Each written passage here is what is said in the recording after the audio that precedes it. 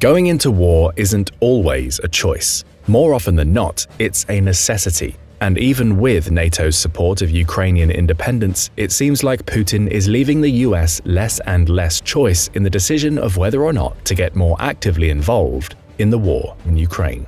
But if the US had to suddenly engage in a full-scale war against Russia, how would it fare? What plans is it making for such an eventuality?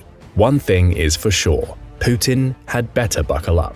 The US military keeps its M1 Abrams oiled up, its Tomahawks loaded, and its Star-Spangled Heroes capes nearby all year round. It is always prepared and has kept a particularly close watch on the former Soviet Union ever since the 1940s. During the Cold War, the West had it easy. Despite communist coups and the proxy wars, the Americans and their NATO allies always knew exactly who the real threat was, the foe pulling the strings behind the scenes, if you will. It was, of course, the Soviet Union. For 45 years, the West had prepared, strategized, and planned for the ultimate eventuality, an all-out military confrontation with the Soviet superpower. Whether the Cold War conflict went hot by spiraling into the nuclear realm, or if kinetic operations remained firmly moored in the familiar bounds of conventional warfare, made little difference. What mattered most was that the enemy and its intentions were clear. Knowing that is half the battle. But what happened next changed everything. The Soviet collapse in the early 1990s kick-started 3 decades of self-discovery as the US spread its wings as the world's sole superpower. Combating terrorists, genocidal dictators, and non-state tyrants became the order of the day. NATO members drifted apart, the alliance's mission and purpose suddenly cast into doubt. Then came a 2-decade forever war in the Middle East. We all know how that turned out. After a decade of strategic revision, the US finally embarked on a wholesale pivot to Asia, now hoping to contain a Chinese threat which had for decades grown stronger almost in plain sight. And then February 2022 happened. Russia invaded Ukraine. Geopolitical clarity, it seemed, was restored. The aggressive Russian bear, whose foreign policy since the Soviet collapse had vacillated somewhere between bitter Western resentment and surprising Western rapprochement, showed its true colors. America, firmly committed to bolstering its presence in the Indo-Pacific, nevertheless seized the opportunity in Europe. For years it had been nursing its wounds, trying to restore European partnerships and alliances which had slowly atrophied under the pressure of populist politics. The invasion recast these relationships in stone. Everyone in the Western world suddenly saw the reflection of their own histories in Ukraine's existential fight for its independence. The US and its Western allies pledged collective action: sanctions, hybrid warfare, material donations, refugee support, and military training. Everything short of entering the fight themselves. This Western support coalition has shown no signs of weakening now more than a year into the war. If Finland's recent accession to NATO says anything, it has only grown stronger. What is this all leading to? For the Americans, who for a decade could not drum up the political unity required to deal with Russian revisionism, the Russian threat is credible once more. The pivot to Asia will continue apace. But now, with Eastern European sovereignty under threat once more, America must continue to do everything in its power to prepare it and its European allies for the ultimate eventuality, a full-scale war with Russia. We know you're probably laughing right about now. War with Russia, you're saying. The same Russia that can barely make inroads against a country 28 times smaller and with 100 million fewer people than itself. The same Russia that has allegedly already suffered 250,000 casualties in a single year of fighting, more than the entire number of Russian soldiers killed in every war the Soviet Union and Russia fought since World War II combined. Well, yeah, that Russia. As counterintuitive as it now seems, Russia still poses a grave threat to Eurasian security and Western values the world over. Western analysts are contemplating a number of contingencies that could result from the war in Ukraine, which fortunately for us all has thus far remained contained to a single country. The major one is the potentiality that Russia and its fuming dictator Vladimir Putin, finally recognizing the futility of winning a long-term victory in Ukraine, go absolutely rogue. Russia has all but burned its remaining capital with the West. Politically, Putin is a global pariah. Economically, Russia has been cut off from Western markets. Its once profitable natural gas left with virtually nowhere to go. Sanctions continue to cut into its ability to supply its military and civilian population with the specialized industrial and technological parts it needs to function effectively. Militarily, there's little evidence the latest round of mobilization will provide the tactical momentum Russia needs to win over the long term. Rather, it's more likely that untrained Russian conscripts or mobiks will continue to be fed into the meat grinder to little effect. Will Putin back down? You can almost guarantee he won't. He's already raised the stakes too high. His people, his propagandists at least, expect too much of him. He's paranoid. He must deliver on his promises. The Ukrainians, as long as they live and breathe, will never accept the Russian occupation on any scale. As a final recourse, Putin still has his nuclear umbrella, something he knows the West won't gamble on. From our vantage point today, it seems as though Putin's Russia, if it continues its present course, will almost have to go rogue. It won't end the war with a negotiated settlement unless something drastic changes, but as attrition whittles down its once vaunted military power, it will be forced to engage in its antebellum tactics, only far more aggressively. It will rely on asymmetric warfare and hybrid operations to destabilize the West. It will increasingly act like a global version of its now closest remaining ally of consequence, Iran, completely decoupled from the international community, pursuing a revanchist foreign policy using drones, proxy wars, missile strikes, espionage, and more, all while using its nuclear umbrella to deter Western retaliation. Nuclear threats will continue to grow in intensity. Cyber operations will increase in kind. Putin will target vulnerable pipelines and transoceanic fiber optic cables. Russia will continue to fund and sponsor disinformation and misinformation campaigns. Russian bots named Peter and Frank will enter your feeds at election times in the hopes of trolling you into voting for their candidate of choice. The bloodletting in Ukraine will continue. The threat of escalation will remain omnipresent.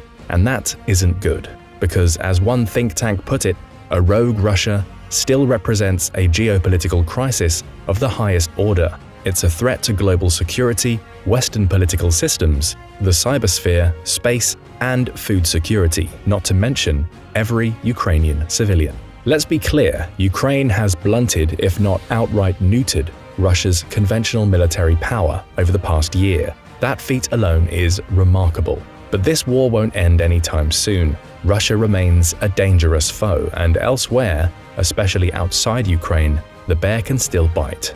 Make no mistake. So where, outside Ukraine, could the US see itself fighting Russia, and how would it do so? One of the geopolitical hotspots for a possible confrontation between Russia and the US is in a random chunk of territory wedged between Lithuania and Poland, known as the Kaliningrad exclave. This sparsely populated patch of land is Russia's gateway to the Baltic, a heavily defended former German port city ceded to the Soviets in the aftermath of World War II. Kaliningrad's geography is tricky. The port is literally surrounded by NATO countries. Strategically, it's an A2AD, or anti-access area denial nightmare for NATO. Home to thousands of Russian forces, advanced fighter jets, and nuclear-capable Iskander-M missiles, the exclave is connected to Belarus by a narrow 40-mile land bridge known as the Suwalki Gap, which itself cuts into the only two highways and lone railroad connecting Poland to NATO's exposed Baltic states. Since NATO assets cannot traverse the Suwalki Gap without coming under the guns of Russia's military in Kaliningrad, the wide-open rural region is a crucial choke point that Russia would almost certainly exploit if it ever sought to cut off the Baltics from NATO. Finland's accession to NATO has caused tensions in this region to flare once more. In a matter of 1 year, NATO's border with Russia has doubled, adding over 800 miles of densely wooded, difficult-to-patrol tundra. The Baltic Sea has come firmly under NATO's protection, with Kaliningrad the only Russian outpost in an otherwise Western-friendly sea of states. Putin has had grievances against the West for years, and nobody, certainly not now, should bother trying to predict his next move. But prediction and preparation is the express job of America's military strategists. Were Putin to try to secure the Suwalki Gap to Kaliningrad or gain a foothold in Finland, Lithuania, Estonia, or any of its past satellites, the US and its allies must try to discern his regional capabilities and prepare for an open conflict. But what would this look like? How does the Russian way of war differentiate from the American approach? America is fortunate, at least far more fortunate than Russia in this hypothetical. Its robust network of military alliances and partnerships throughout Europe mean it will be far from alone in a war against Russia. Before the war in Ukraine, both Russia and NATO had respected the terms of the 1997 NATO-Russia Founding Act, committing both sides to avoid reinforcing or permanently stationing forces on the territories of the former Warsaw Pact states or their neighboring Russian borders. Russia abrogated itself from these terms when it invaded Ukraine. Now, NATO has a clear pathway to bolster its presence in these critical areas using measured multinational deployments and the increased rotation of permanently based American troops. The fact America's force posture would be complemented by the presence of British, Polish, Italian, Spanish, French, Estonian, Latvian, Lithuanian, Finnish, and many other allied partners speaks to the logic of the American way of war, which in the modern era has become multinational and collaborative to the core. There is strength in numbers and resolve in collective resilience. These force multipliers are not something Russia could count on in a direct confrontation with NATO.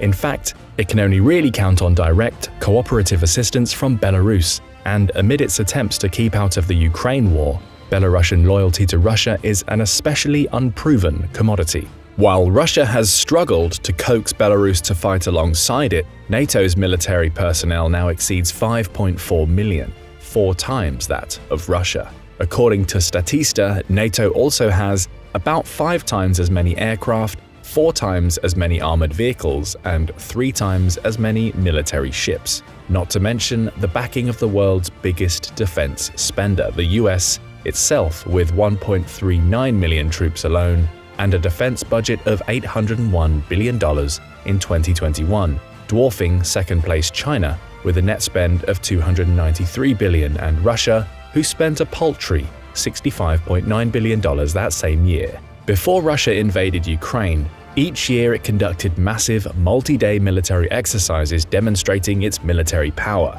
NATO has done the same, ramping up its collective exercises over the past year in response to Russian aggression.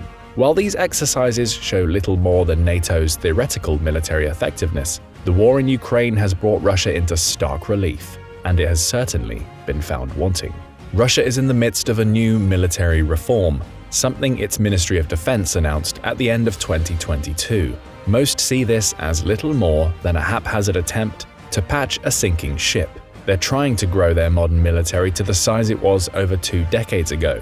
But today there remains a lack of specialists in charge of maintaining military equipment and vehicles, as well as military infrastructure inherited from the USSR, which no longer exists today.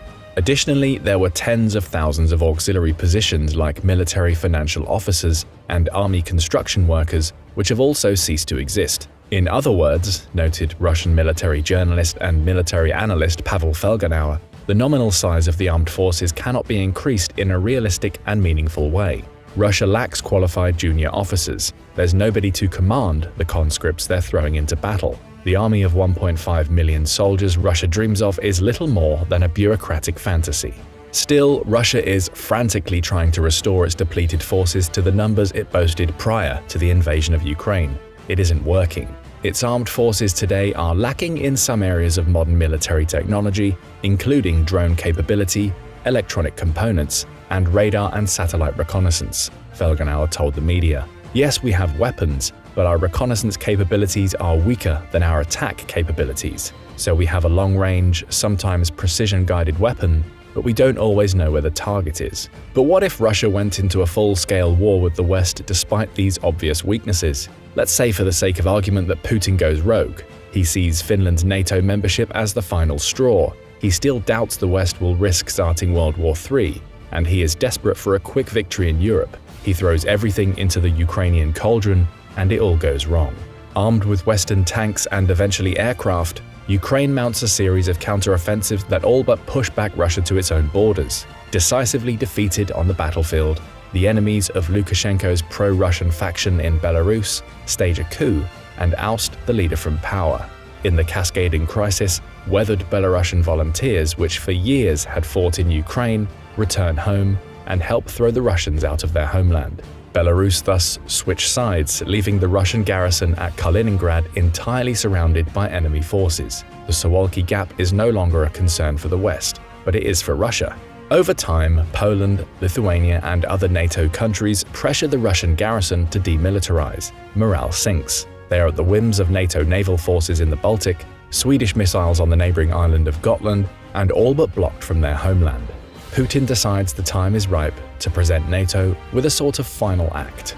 He invades Belarus and, hoping to regain a foothold in Eastern Europe, Putin decides to test NATO's resolve, launching an attack on the Suwalki Gap and small villages along the Estonian, Latvian, and Lithuanian borders. He uses Kaliningrad's Iskander missiles and naval missile corvettes to cover his advance. With the bulk of its reserve forces in Poland and Finland, Putin's forces overwhelm the unprepared NATO multinational garrison in Estonia, which is briefly forced into retreat. Russia immediately begins reinforcing its positions, bracing for the inevitable counterattack as NATO triggers Article 5. NATO's tripwire strategy to place small forward presence battalion-sized deployments in the Baltic to absorb a Russian invasion while it rushed its reserves to the front could not prevent Estonia from coming under Russian control.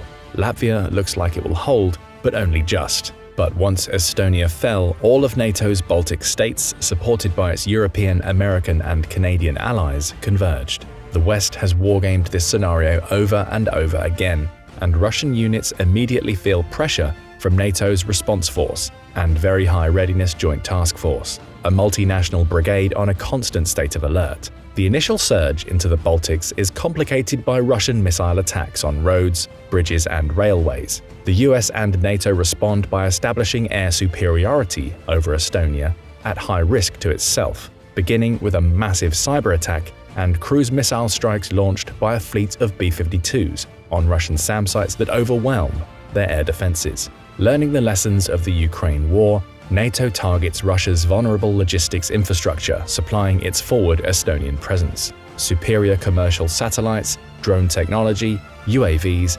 electromagnetic capabilities, and next-generation precision-guided munitions fired by interoperable F-35 fighters enable NATO forces to target railway hubs supplying Putin's war in a way the Ukrainians never could. Once Russia gave up their air to NATO and the US, it was essentially game over. Kaliningrad, isolated and completely surrounded, capitulates in a matter of days. NATO continues to pour manpower and material into Estonia at a rate unmatched by Russia. Its theater assets are better maintained. It has higher morale, reinforced by a clear sense of mission. It suffers fewer casualties, a result of superior airlift capabilities and hospital facilities. It engages in full-spectrum multi-domain operations, or the simultaneous attack from sea, air, land, and cyberspace, unleashing a single symphony of violence to break down advanced defenses. It has been trained for years. Through it all, NATO member countries shoulder a fair share of the burden, thus proving the NATO concept. Russian morale breaks under a withering, round-the-clock assault. The war is over in a matter of weeks. Russian forces beat a hasty retreat to Moscow, and Putin's world comes crashing down as his people, fired up after years of disappointment, global isolation, bloodshed, and military setbacks, finally turn on him. Sure, it's all hypothetical, and yes, it's fair to claim that the West has struggled against forces far weaker than the conventional peers they would face in the Baltics over the past few decades. A fair criticism, but one equally applicable to nearly every country immersed in counterinsurgencies and irregular warfare. It's hard to believe that Russia could ever succeed in an out-and-out military confrontation against the West all on its own. If the West applies the full weight of its collective military capabilities on a clearly defined enemy, the outcome for Putin would be very, very bad indeed. His only recourse, again, would be to threaten the world with nuclear destruction. Would he really go that far? What do you think? Let us know in the comments, and don't forget to subscribe for more military analysis from military experts. There has yet to be an aerial confrontation between two fifth-generation fighter jets, but tensions in Eastern Europe have now put them in the same arena, if not the same ring. Fighting out of NATO's corner is the F-35 Lightning II. Fighting out of Russia is the Su-57 Felon. If this fight became a reality, Which one of these planes would win? First, let's take a look at the tail of the tape. The F-35 saw its genesis in the year 2001, when it was announced as the winner of the Joint Strike Fighter program, which began in the 1980s. The Lightning II is a multi-role fighter with several variants: the F-35A, conventional takeoff and landing plane, the F-35B, short takeoff and vertical landing plane, and the F-35C, carrier-based plane. The F-35A entered service in 2016, the F-35B in 2015, and the F-35C in 2019. It is a single-seat plane equipped with the Pratt & Whitney F135PW100 turbofan engine. It has a top speed of Mach 1.6, about 1,200 miles per hour, and a range of 1,700 miles per flight without refueling, a combat radius of 770 miles, and a service ceiling over 50,000 feet. The F-35 can climb at a rate of 45,000 feet per minute. Its payload includes all of the air-to-air and air-to-ground missiles in service and some of the bombs in the American arsenal. Normally, the plane can carry 4 missiles between its 2 internal weapons bays, though the coming F-35 Block 4 upgrade will increase that capacity to 6. There are also 6 pylons, 3 on each wing, for the F-35 to carry additional munitions, although this would sacrifice the plane's stealth attributes. The F-35A comes with a 25mm gun and 182 rounds as a standard attribute. The F-35B and F-35C can, if need be, mount a 25mm gun on a pod. According to Lockheed Martin, the F-35's manufacturer, the Lightning II's maneuverability has improved significantly since the first batch of planes. Its turn rate is now superior to the 4th-generation fighters in the American air fleet, such as the F-15 Eagle, F-16 Fighting Falcon, and the F/A-18 Super Hornet. The F-35 can perform attacks from all angles at either slow or high speeds and enter enemy turn circles rapidly. Meanwhile, the Su-57 Felon originated in the 1980s, as the Soviet Union wished to create a modern fighter jet to compete with the premier American fighters of the time, like the F-15 Eagle. The Soviet Union's collapse in 1991 disrupted the project, but did not put a halt to it. The current plane began as the PAK-FA, Future Frontline Aircraft System. The Kremlin planned for it to replace the MiG-29 and Su-27 while competing with the F-22 Raptor. The program began in 2001, with a prototype plane having its maiden flight in 2010. The first pre-production plane was delivered to the Russian Aerospace Forces in 2014. The Russians intended for the new aircraft to enter service in 2017 and reach full operational capacity in 2020. But it was not ready, despite the Russian brass ordering 76 of them in 2019. There are 22 of these planes in service as of December 2023. The Felon is a single-seat plane.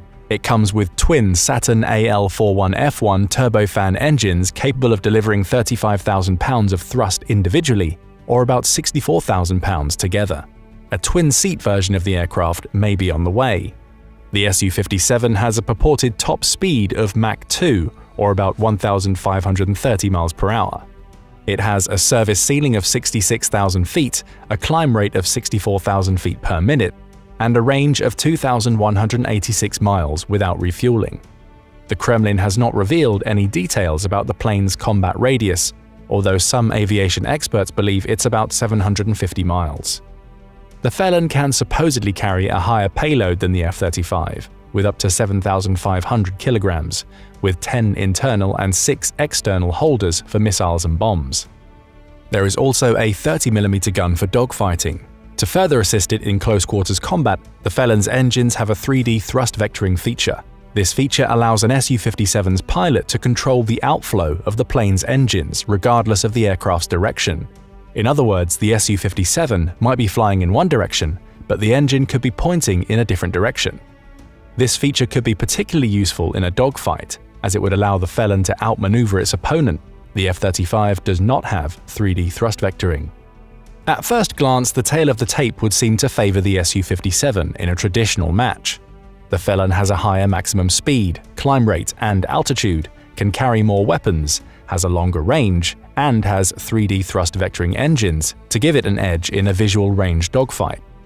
If both planes wound up detecting each other, the advantage should swing to the Russian plane. This reality would be in line with the design of the two fighters. The F-35 is a multi-role plane, while the Su-57 is far more dedicated to air superiority, although it can adapt to other roles like attacking ground targets. However, dogfights are rare in modern warfare. While it would be premature to call them extinct, American military planners believed such a thing in the early 1960s, and those beliefs turned disastrous in the skies over Vietnam. The advent of stealth technology, longer-range missiles, and more sensitive radar means that visual-range plane battles will continue to become less frequent. Greater situational awareness, early detection, and ability to kill from long range are and will increasingly be the most important parts of establishing air superiority. In other words, spot the enemy and shoot him down from long range before he can spot you and do the same. The F-35 has its strengths in precisely these areas. The Lightning II is a true stealth aircraft. Aside from being coated in radar-absorbent materials, everything about the plane's design is made for stealth, including its size. It's a relatively small plane, at 51.4 feet in length, 14.4 feet in height, a wingspan of 35 feet, and a wing area of 460 square feet. The face of the F-35's engine is concealed in a way to add further stealth. In all, the F-35 has a radar cross-section with the profile of a golf ball. The F-35 is even stealthier than the F-22, according to the USAF brass, and its radar-absorbent coating is more durable than the Raptors. Although the exact details are naturally classified, the F-22 can be detected at a range under 10 miles. The F-35 would therefore be even less detectable. Although it is also coated with radar-absorbent materials, the Su-57's design is much less stealthy than its American opponent, to the point that some aviation experts do not regard it as a true stealth plane or fifth-generation fighter aircraft. It is bigger than the Lightning II at 66 feet long and 15 feet high. Its wingspan is 46 feet with a wing area of 848 square feet. To be sure, the Su-57 has a much lower radar cross-section than the Russian fighter jets that preceded it. However, this stealth profile is mostly concentrated in the front of the plane.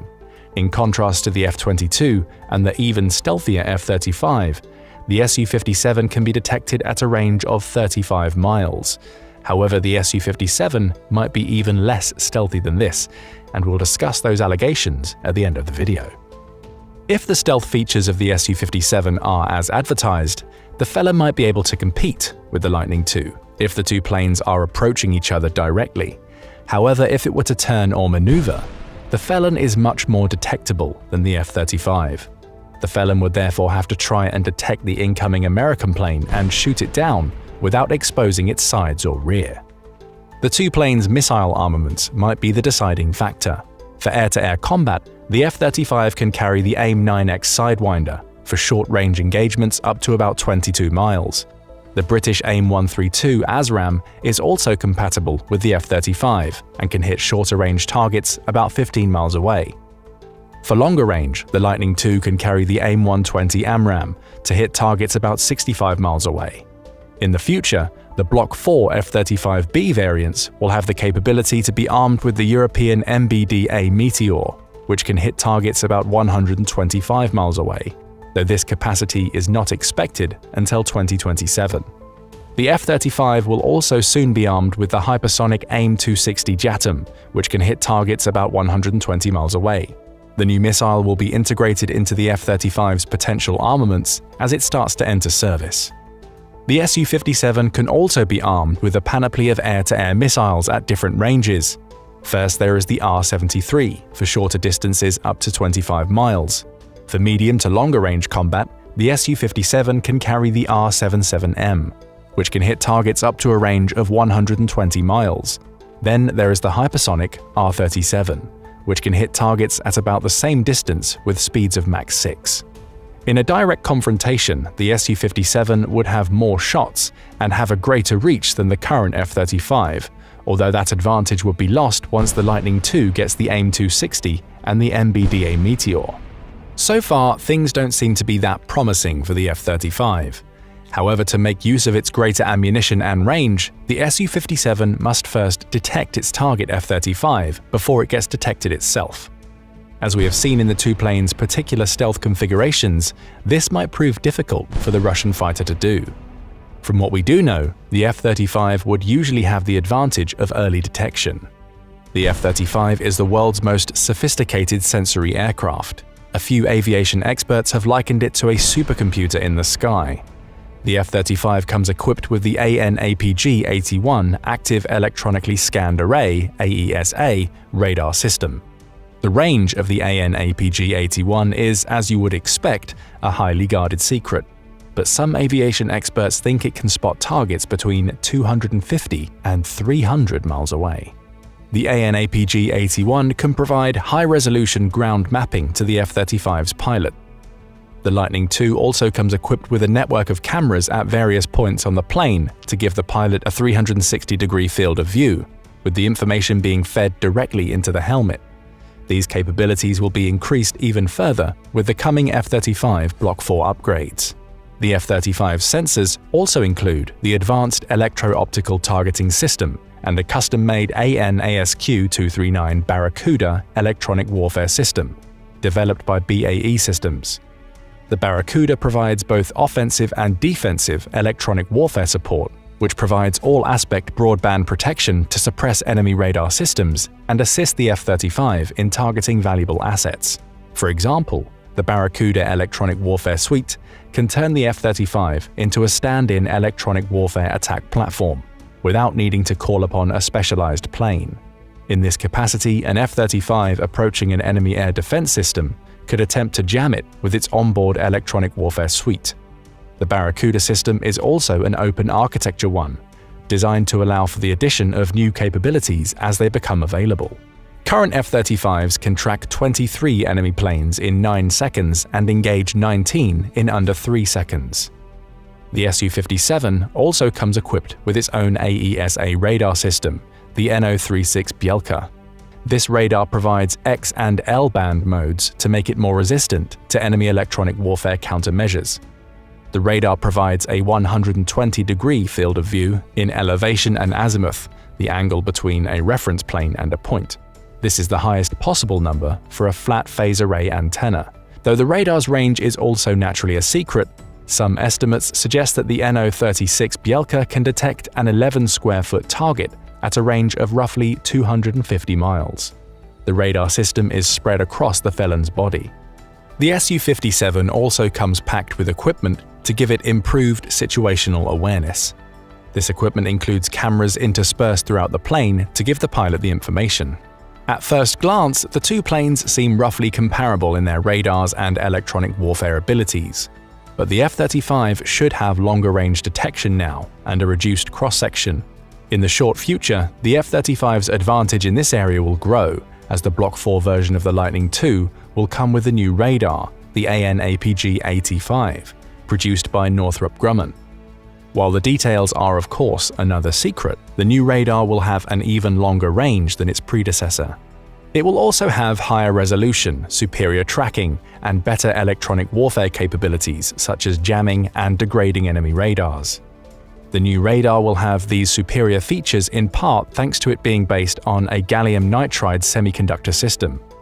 This same technology is also being designed for the United States Air Force's coming 6th-generation fighter jet, the Next Generation Air Dominance (NGAD) program, giving the F-35 some features of a 6th-generation plane.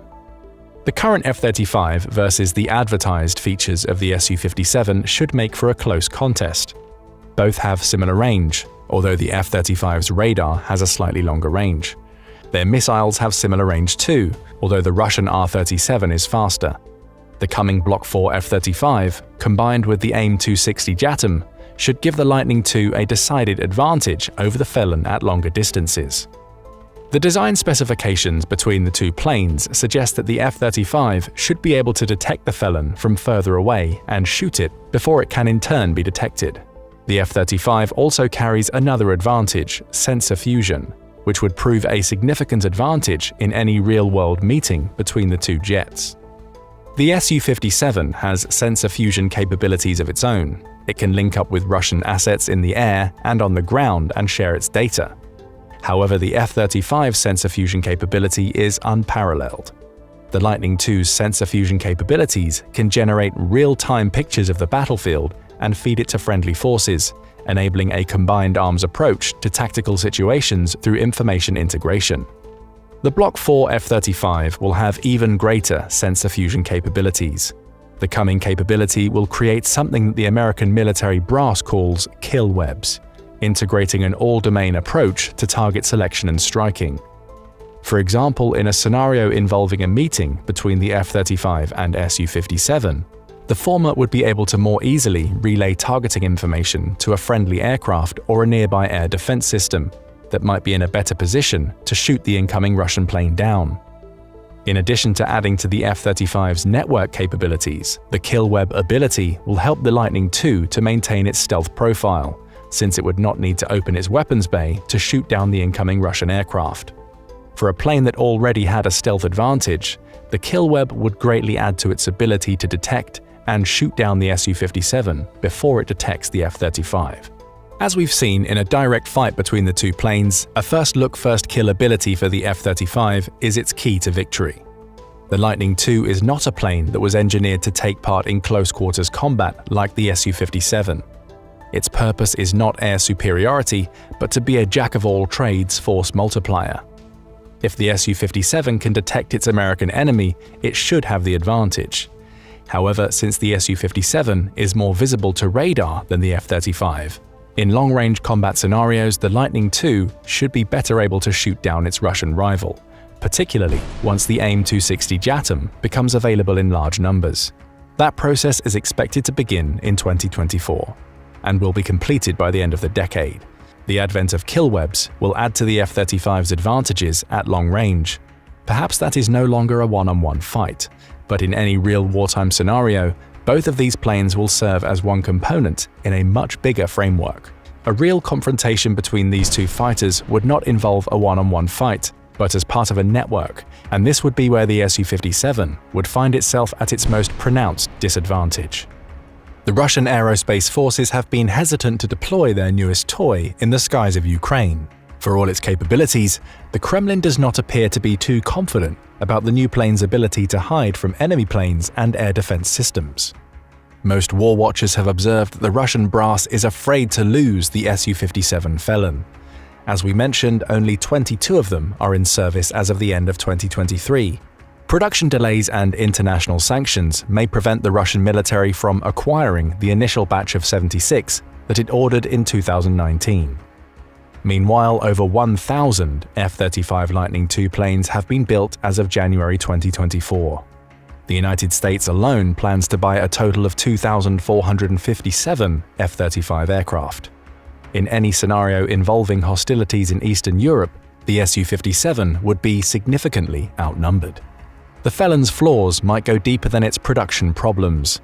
Chris Bolton, an aviation expert, noted on his Twitter feed in June 2022 that the Russian plane has a much larger radar cross-section than commonly reported.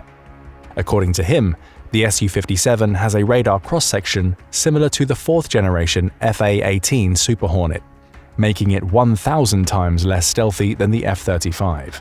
Experts have commonly mentioned that the Su-57 is by far the least stealthy of the 4 fifth-generation aircraft currently in the world's skies, a roster that also includes the F-22 Raptor and China's Chengdu J-20. Such a lack of stealth profile might explain why the Kremlin has been so hesitant to deploy it over Ukraine's battlefields and has so far only used it in a long-range support role from Russian airspace. If this is true, the Su-57 would be at a much more pronounced disadvantage against the F-35 than commonly believed. And it's for this reason why many aviation experts do not consider the Felon a true fifth-generation fighter, but rather an advanced fourth-generation plane. Despite numerous doubts, the Su-57 boasts some impressive features. In a traditional plane-versus-plane fight at visual range, it would likely beat the F-35. The F-35 would also need to be careful about its shot placement, because in a fight with the Su-57 Felon, it would not be able to carry external weapons and expect to survive. because doing so would give up its stealth advantage. However, the F-35 is far more capable to meet the demands of the modern battlefield, and it will only get more capable over the coming years. It is arguable that the Kremlin built a plane to fight the last war. So although it is a capable aircraft, it might not be capable enough to stand up to its true fifth-generation rivals like the F-35. The Kremlin has stated that the current Su-57 will not be the final version, with the Russian brass even claiming that upgrades could make the Felon the first sixth-generation fighter flying the world's skies, ahead of even the NGAD. Safe to say, most aviation experts are very skeptical about these claims. In most practical, real-world fights between the two planes, it would likely be smarter to put your money on the F-35 under most conditions. But do you agree? Don't forget to let us know in the comments. Also, make sure to hit the like button and subscribe to the channel for more military analysis from military experts. China's Navy is catching up to the US. But while China's naval capability has come a long way from the Third Taiwan crisis, its apparent strength is not all it seems. Here's why. Here are two of the most powerful countries in the world. Both China, the fourth largest country in terms of area, spanning approximately 3.7 million square miles, and the United States, which is the third largest country by land area, covering about 3.8 million square miles, are major economic powers with substantial global significance. China has the world's second largest economy with a GDP of approximately $18.1 trillion in 2022.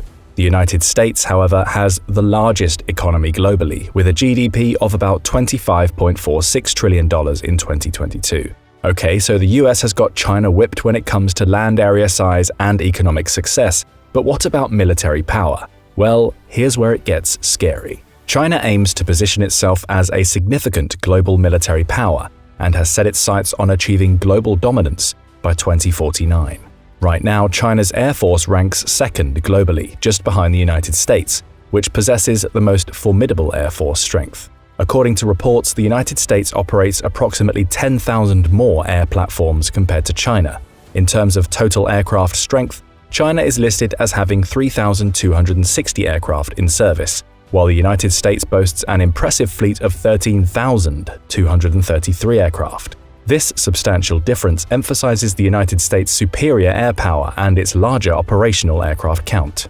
But what about sea power? One of the markers of a superpower is the ability to project maritime power over long distances. States which have been able to do so have enormous influence in regional or world affairs and can exert huge leverage over their less capable rivals. It is therefore not surprising that as China's wealth has grown, it has invested heavily in its ambitions to create a blue water navy that it hopes will one day challenge the US Navy for supremacy, at least within the waters of its immediate neighborhood. But how close is China to that goal? What is the state of US-China strategic competition at sea, and how is the United States planning to maintain its lead on the world's waterways? What technologies and weapons is the US Navy developing to adapt to the growing power of China's People's Liberation Army Navy, PLAN? You may have heard reports that China now has the world's largest navy. There are 355 ships in its fleet as of December 30th, 2021. The Chinese brass is keen to expand that number. It plans to increase its fleet size to 420 ships by 2025 and 460 ships by 2030. These figures do not cover the additional 85 patrol combatant ships and other small ships capable of bearing anti-ship cruise missiles. China's countless fishing boats have also acted as a de facto maritime militia, harassing vessels from other countries in international waters. China's navy has the numbers, but here's the bad news. It is increasing in the quality of its ships as well. China was seen putting its new naval muscle to use in the summer of 2022, following a visit by then House Speaker Nancy Pelosi to Taiwan. For several days after Pelosi left, Chinese ships and aircraft demonstrated their military potential in the waters off Taiwan.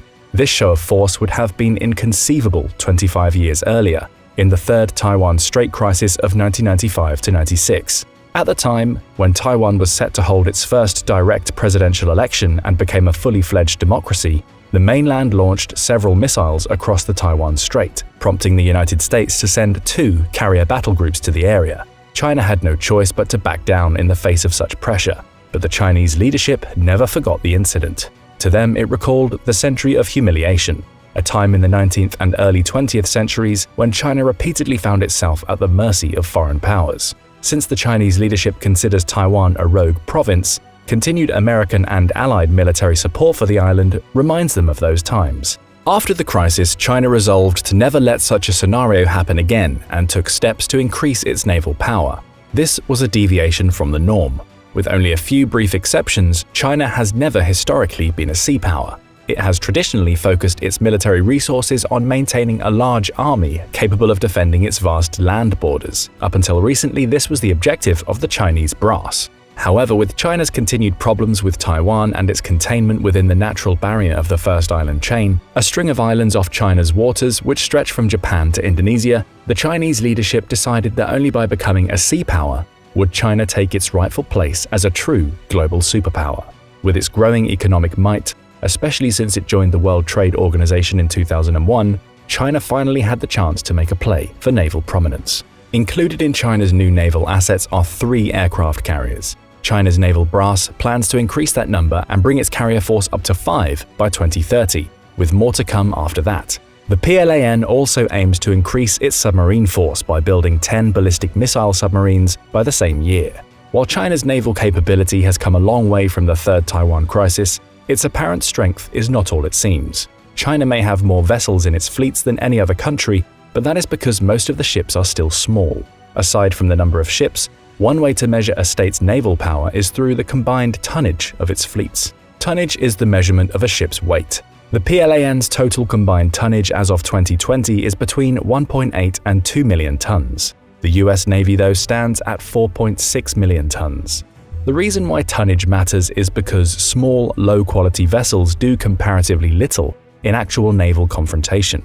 The United States could build many more smaller boats if it wanted to, but instead focuses on sturdier vessels with advanced offensive and defensive weaponry and robust transit options for Marines to stage amphibious assaults. While many American policymakers have called for the United States to build more ships and restore the Navy to Cold War-level fleet sizes, no one in Washington is calling for an imitation of China's fleet composition. Small patrol boats and other irregular craft do the US Navy no good in its global mission to maintain secure and free navigation on the world's oceans. China has closed the tonnage gap since the time of the Third Taiwan Strait crisis, when the United States had a total tonnage lead of over 4 million, but it still lags significantly behind. China's Navy has other problems. 2 of its much-publicized aircraft carriers are older models that use a stow bar, short takeoff but arrested recovery system to launch its planes. China's 3rd aircraft carrier, the Fujian, uses a more modern catapult system comparable to those used by the US Navy's carriers, which allows it to launch its onboard planes faster. The Fujian is therefore a significant step in China's technological capability. However, how would China be able to launch its planes without pilots to fly them? China has a serious shortage of trained naval aviators, and the Fujian and its successors will add to the stress, both in the number of pilots these new carriers will demand and in teaching them how to use the catapult system. Overall, the PLAN is many decades behind the US Navy's institutional knowledge and experience. Case in point, it lacks a fighter made specifically for training carrier pilots. The current aircraft of choice is the JL-9G, a single-engine, twin-seat plane that is incapable of simulating emergency landings on a carrier's flight deck because it is too light and slow. So far, the PLAN's attempts to create an adequate training aircraft have fallen short of satisfactory. Establishing programs for cadet naval aviators has also proven difficult for the PLAN. This lack of institutional knowledge and experience makes sense, given China's history and its only recent move towards sea power. Unfortunately for the Chinese leadership, institutional knowledge doesn't come as easily as new ships do. China might have made progress at a rapid pace, but in a confrontation between carrier groups as they currently stand, the United States would still have an overwhelming advantage, for a few reasons. First, the United States has many more advanced 4th-generation and 5th-generation fighters to call upon. America's arsenal includes not only carrier-based planes, but land-based F-22s that would fly from Japan to lend a hand in a real battle. China's most advanced fighter, on the other hand, the J-20, cannot be launched from a carrier, and it's unclear if it can rival America's F-22 and F-35 in air-to-air combat. Meanwhile, upgraded Tomahawk cruise missiles and submarines would also pose significant threats to the burgeoning Chinese carrier force. although we do not have good knowledge of the extent of China's electronic warfare capabilities, which could potentially counter such ship and submarine-fired missiles if they are advanced enough.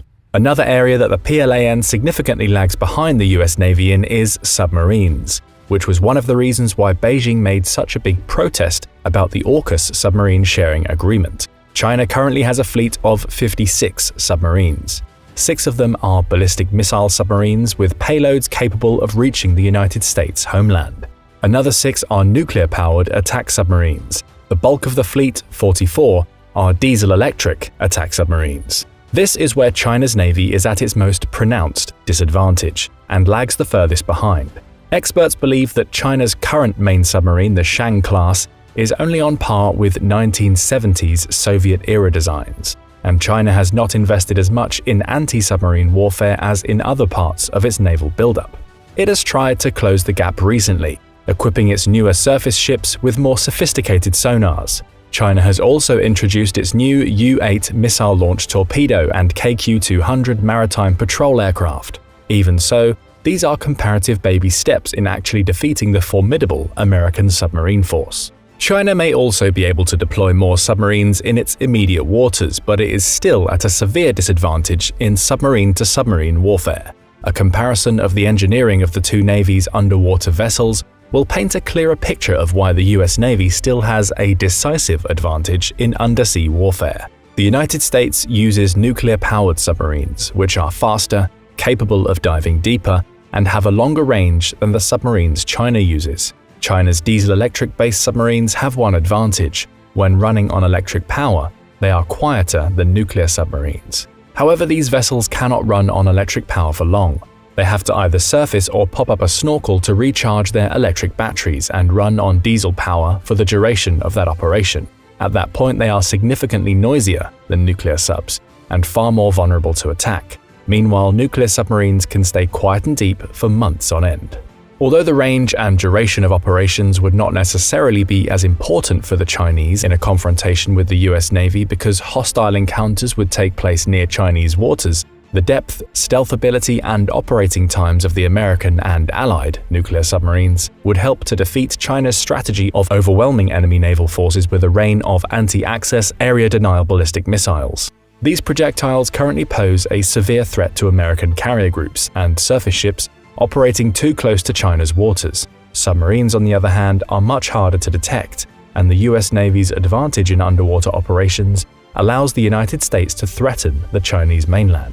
As with aircraft carriers, China intends to build new next-generation submarines. By 2030, it could have between 30 and 40 nuclear-powered submarines. Whether it will have the institutional know-how to recruit and train competent submariners may be a more difficult matter to determine. China's current underwater deficiencies notwithstanding, it is still eager to flex its submarine muscle, and has begun keeping at least one of its nuclear-armed ballistic missile submarines at sea at all times, with near-continuous patrols into the hotly contested waters of the South China Sea, making things more difficult for the United States and its allies, and the waters of the region more dangerous. It is a sign of what the PLAN seeks for the future.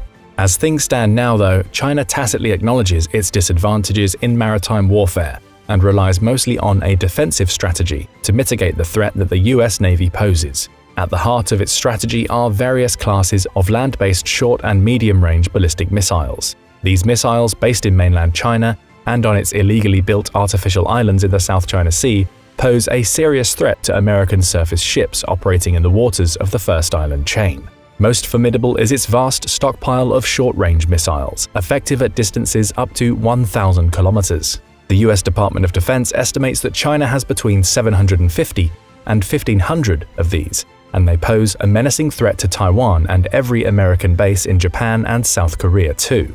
China also has between 150 and 450 medium-range and 80 to 160 intermediate-range ballistic missiles respectively. These missiles can reach American ships and assets much further away from China's mainland. Some of them are capable of hitting Guam, the largest base in the region.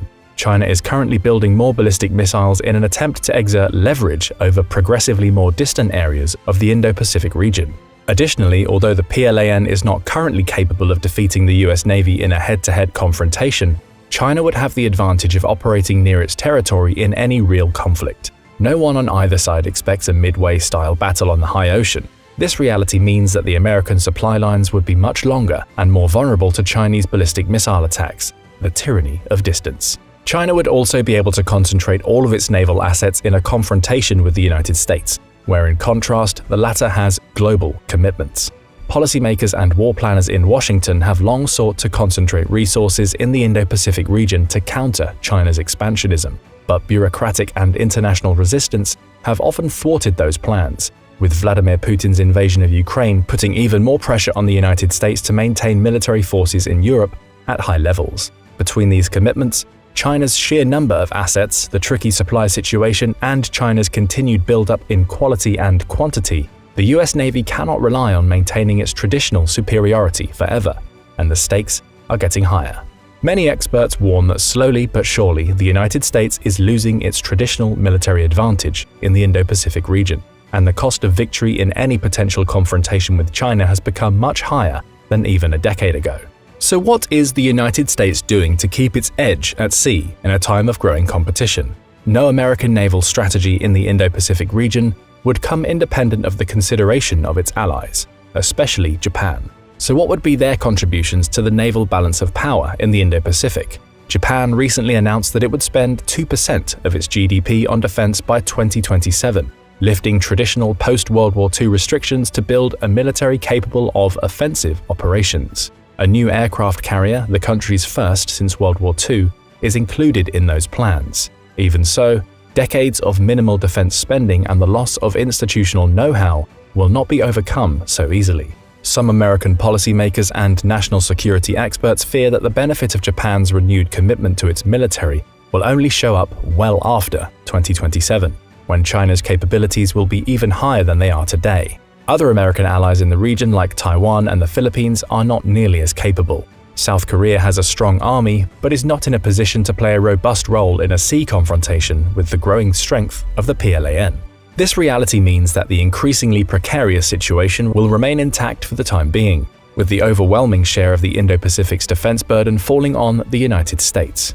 One of the items on the US Navy's intermediate horizon is to arm its Zumwalt-class destroyers with hypersonic missiles by 2025. Tests of some ship-fired devices are currently scheduled for later that year. This weapon, called the Intermediate Range Conventional Prompt Strike, is a non-nuclear missile with a glide vehicle exceeding Mach 5 and a range of over 1,700 kilometers. The US Navy is also experimenting with ship-fire laser weapons that could act as a much better line of defense against China's big arsenal of ballistic missiles. The Navy received its first Helios, high-energy laser with integrated optical dazzler and surveillance system in the third quarter of fiscal year 2022 and has requested $35 million worth of them in its 2023 budget. The Helios system is ideal for countering anti-ship missiles and can do so cheaply, because lasers do not require stockpiles of ammunition, which can be expensive to manufacture and transport. Helios instead uses power from the ship itself and does not require a separate energy magazine, making each shot extremely cheap.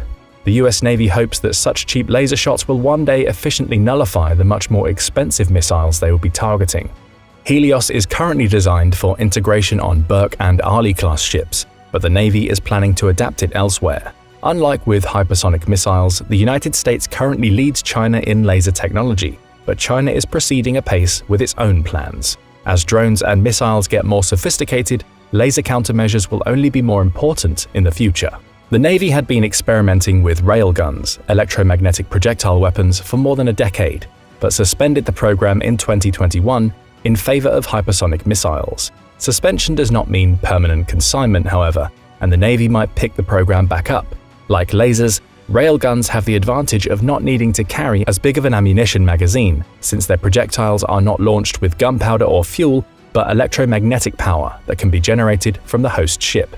Drones are also set to play a big part in the future of naval operations, including drone ships and submarines, such as the experimental Orca, which will have a range of 6,500 nautical miles and be able to run alone for several months. The Navy plans for Orcas to be capable of anti-submarine warfare, with Mk-46 or Mk-48 heavy torpedoes. They are even being designed to carry anti-ship missiles. Unmanned ships and submarines would at the very least be expendable targets for China to send its heavy stockpile of ballistic missiles at. reducing the high American casualties that they would otherwise cause and permit the United States to grow bolder as the Chinese deplete their stockpiles. As we have seen in the war in Ukraine, ammunition gets depleted quickly in a modern conflict, ammunition which is often expensive to make with its precision instruments and advanced electronics.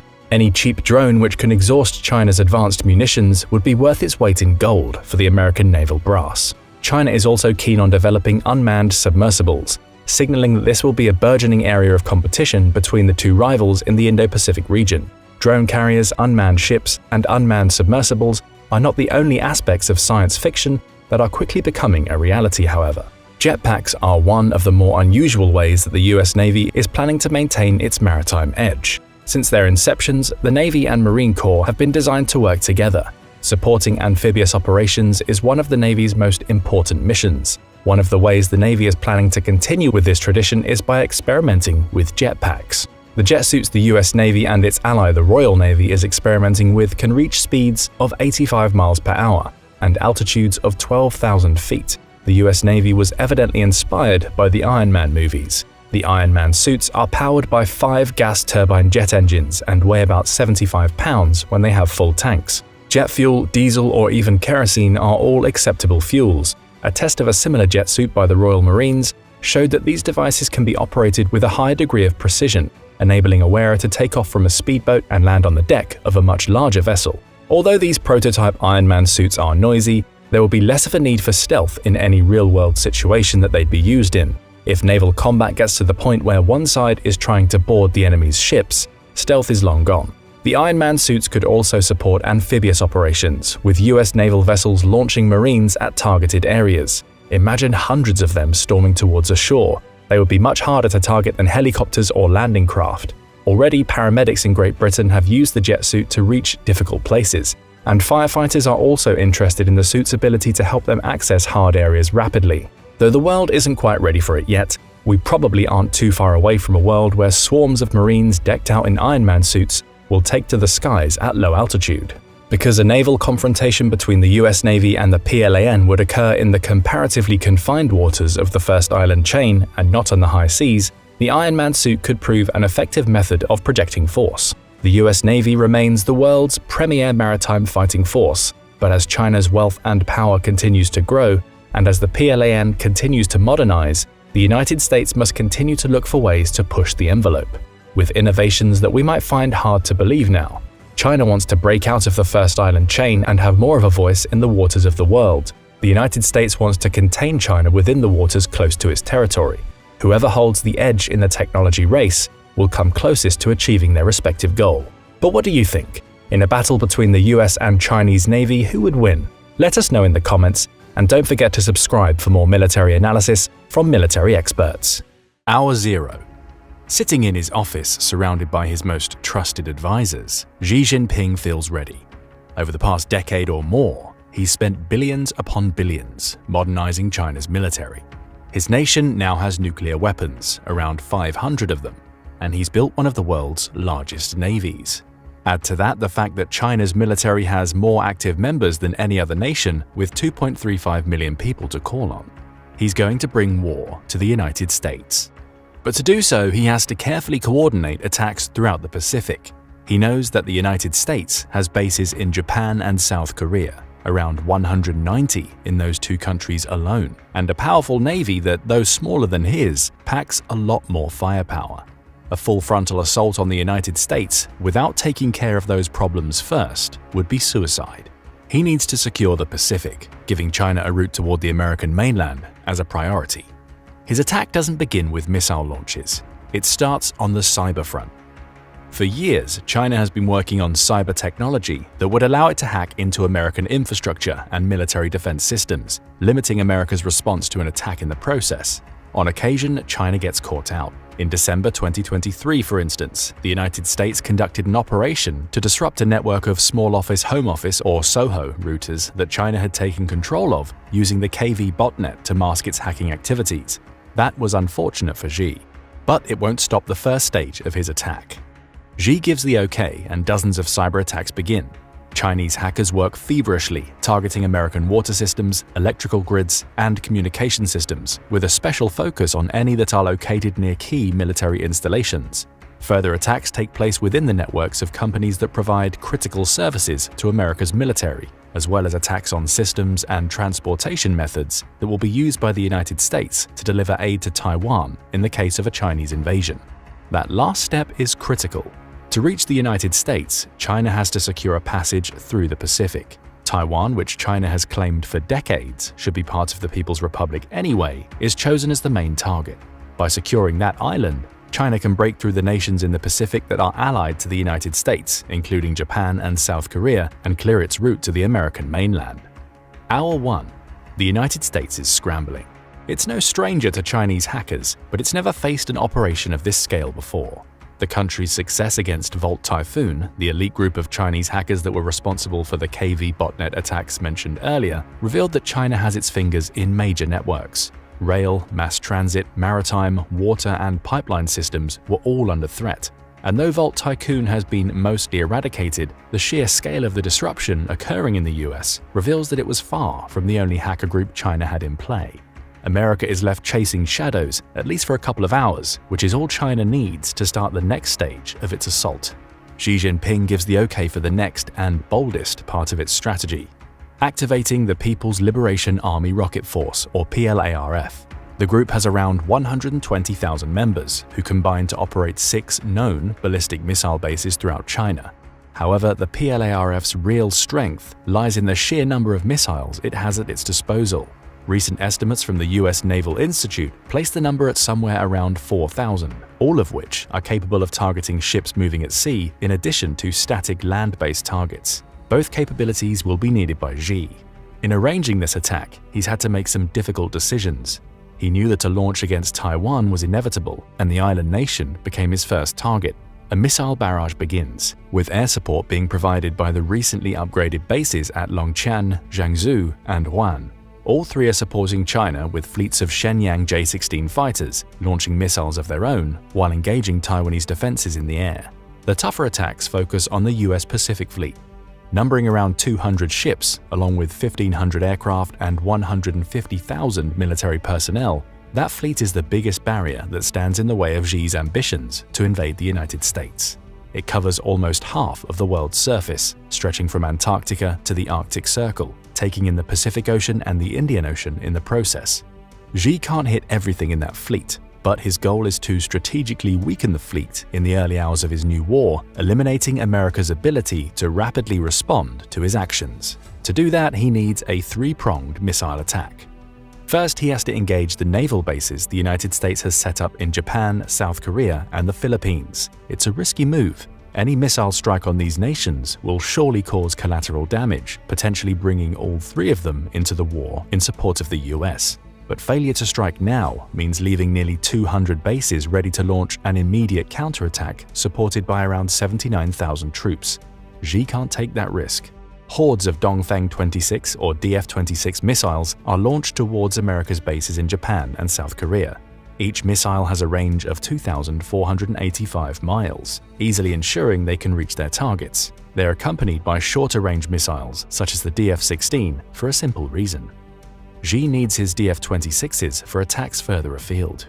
Those very missiles are also part of the second part of China's missile barrage, attacking closer to the United States. More are sent flying toward Guam, targeting the Andersen Air Force Base in Yago, as well as Naval Base Guam in Santa Rita. Xi also unleashes the new jewel in China's missile crown to strike Hawaii. The DF-27 is a hypersonic missile that can just about reach America's east coast and is capable of evading US missile defenses. It'll be Xi's chief weapon when attacking the American mainland, at least during the early stages of the war.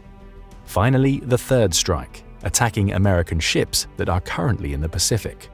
Chief among the targets will be the small fleet of cruisers America has in the water near China, including the USS Shiloh and USS Mobile Bay.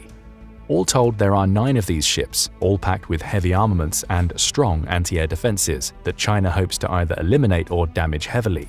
Secondary targets include the much larger fleet of US Navy destroyers, which pack less of a punch than the country's cruisers but will still be enough to cause serious damage to the Chinese fleet if they're allowed to go unchecked.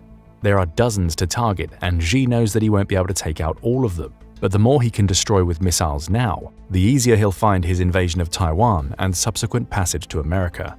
However, Xi's missiles won't have clear paths to their target. Though his cyber attacks have left the United States scrambling, it hasn't shut down the country's missile defense systems. America's DSP satellites, overseen by its Space Force, easily detect China's missile launches, giving President Joe Biden time to organize the country's defenses. Chief among these will be its ground-based interceptors, or GBIs, of which there are currently 44 active in the United States. Most of these systems, 40, are stationed in Alaska, though they're still capable of destroying intercontinental ballistic missiles, ICBMs, traveling at around 15,000 miles per hour. The other 4 are stationed in California, much closer to China's Hawaiian targets, and will be responsible for providing most of America's defenses against China's missile barrage. There's just one problem. What if any of the missiles contain nuclear warheads? Biden consults his advisors, who conclude that possibility is unlikely. American satellites show that the missiles are on course to hit its Pacific bases and Hawaii, suggesting a conventional strike. If Xi were going nuclear, his ICBMs would be on their way to Washington and other key strategic locations in the American mainland. Right now, the strategy is clear: evacuate troops from the anticipated strike zones and hunker down.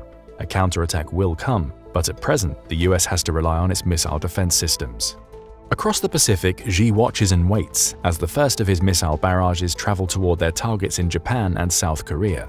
Both have activated their missile defense systems to guard America's bases, with the platform they rolled out alongside the US toward the end of 2023, giving them advance notice of the missiles China has launched. Many get shot out of the sky, falling harmlessly into the Pacific, but the sheer number of Chinese missiles overwhelms the defenses. Okinawa is practically destroyed. As home to most of America's overseas military in Japan, it was the chief target of these strikes. At the Kadena Air Base, missiles rained down on F-15 Eagle fighters, E-3 Sentry planes, and KC-135 Stratotankers. The latter are especially important targets. They'll limit America's ability to refuel its aircraft in the air, restricting them to using the bases that China is so steadfastly attacking.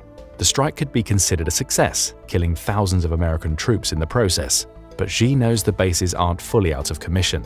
He can't launch a ground-based invasion just yet, meaning the surviving crews at these bases will be able to rebuild quickly enough to continue to serve as launching points for the US Air Force. That's okay. He only needs them down for a few days. More missiles make their way toward cruisers and destroyers that the US has stationed in the Pacific.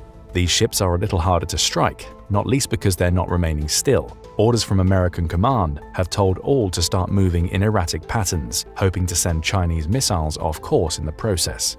The tactic works in some cases, though not in others. China is successful in cutting down about half of America's cruisers, as well as several dozen destroyers. Again, a qualified success for Xi. A few minutes later, China's DF-27 and DF-26 missiles are drawing nearer to Hawaii.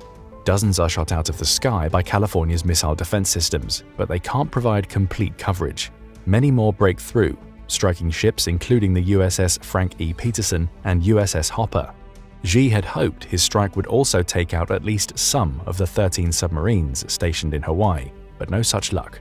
Even with his cyber attacks wreaking havoc, the commanders and crews of those submarines received orders to submerge underwater, safe from the missile barrage, until the US was ready to fight back. By the end of the first few hours of the conflict, China has expended nearly a quarter of its 4,000 missiles. It has wreaked devastation on the American bases in Asia, though at the cost of drawing Japan and South Korea into Xi's war. America's Pacific Fleet has been severely weakened, with Xi's cyber attacks also limiting the speed in which the US can respond to what he's going to do next. The strike's success wasn't total, but it was enough. Day 2. Having bought himself some time with his attack on the United States, leaving his main enemy in a temporary state of disarray, Xi can focus on his immediate target, Taiwan. China has spent the last day battering Taiwan with short-range missiles. The barrage has been successful in taking out several targets, including the smaller islands surrounding Taiwan, but it's also faced a steadfast defense from the US-made Patriot air defense system stationed on the island, as well as Taiwan's own Skybow surface-to-air ballistic missile defense systems. Still, the barrage will have to end soon, if only because Xi wants to send ground troops in to take the island. He can't risk killing his own people in friendly fire situations. After a 24-hour bombardment in which China expends hundreds of missiles, Xi assesses the damage he's caused.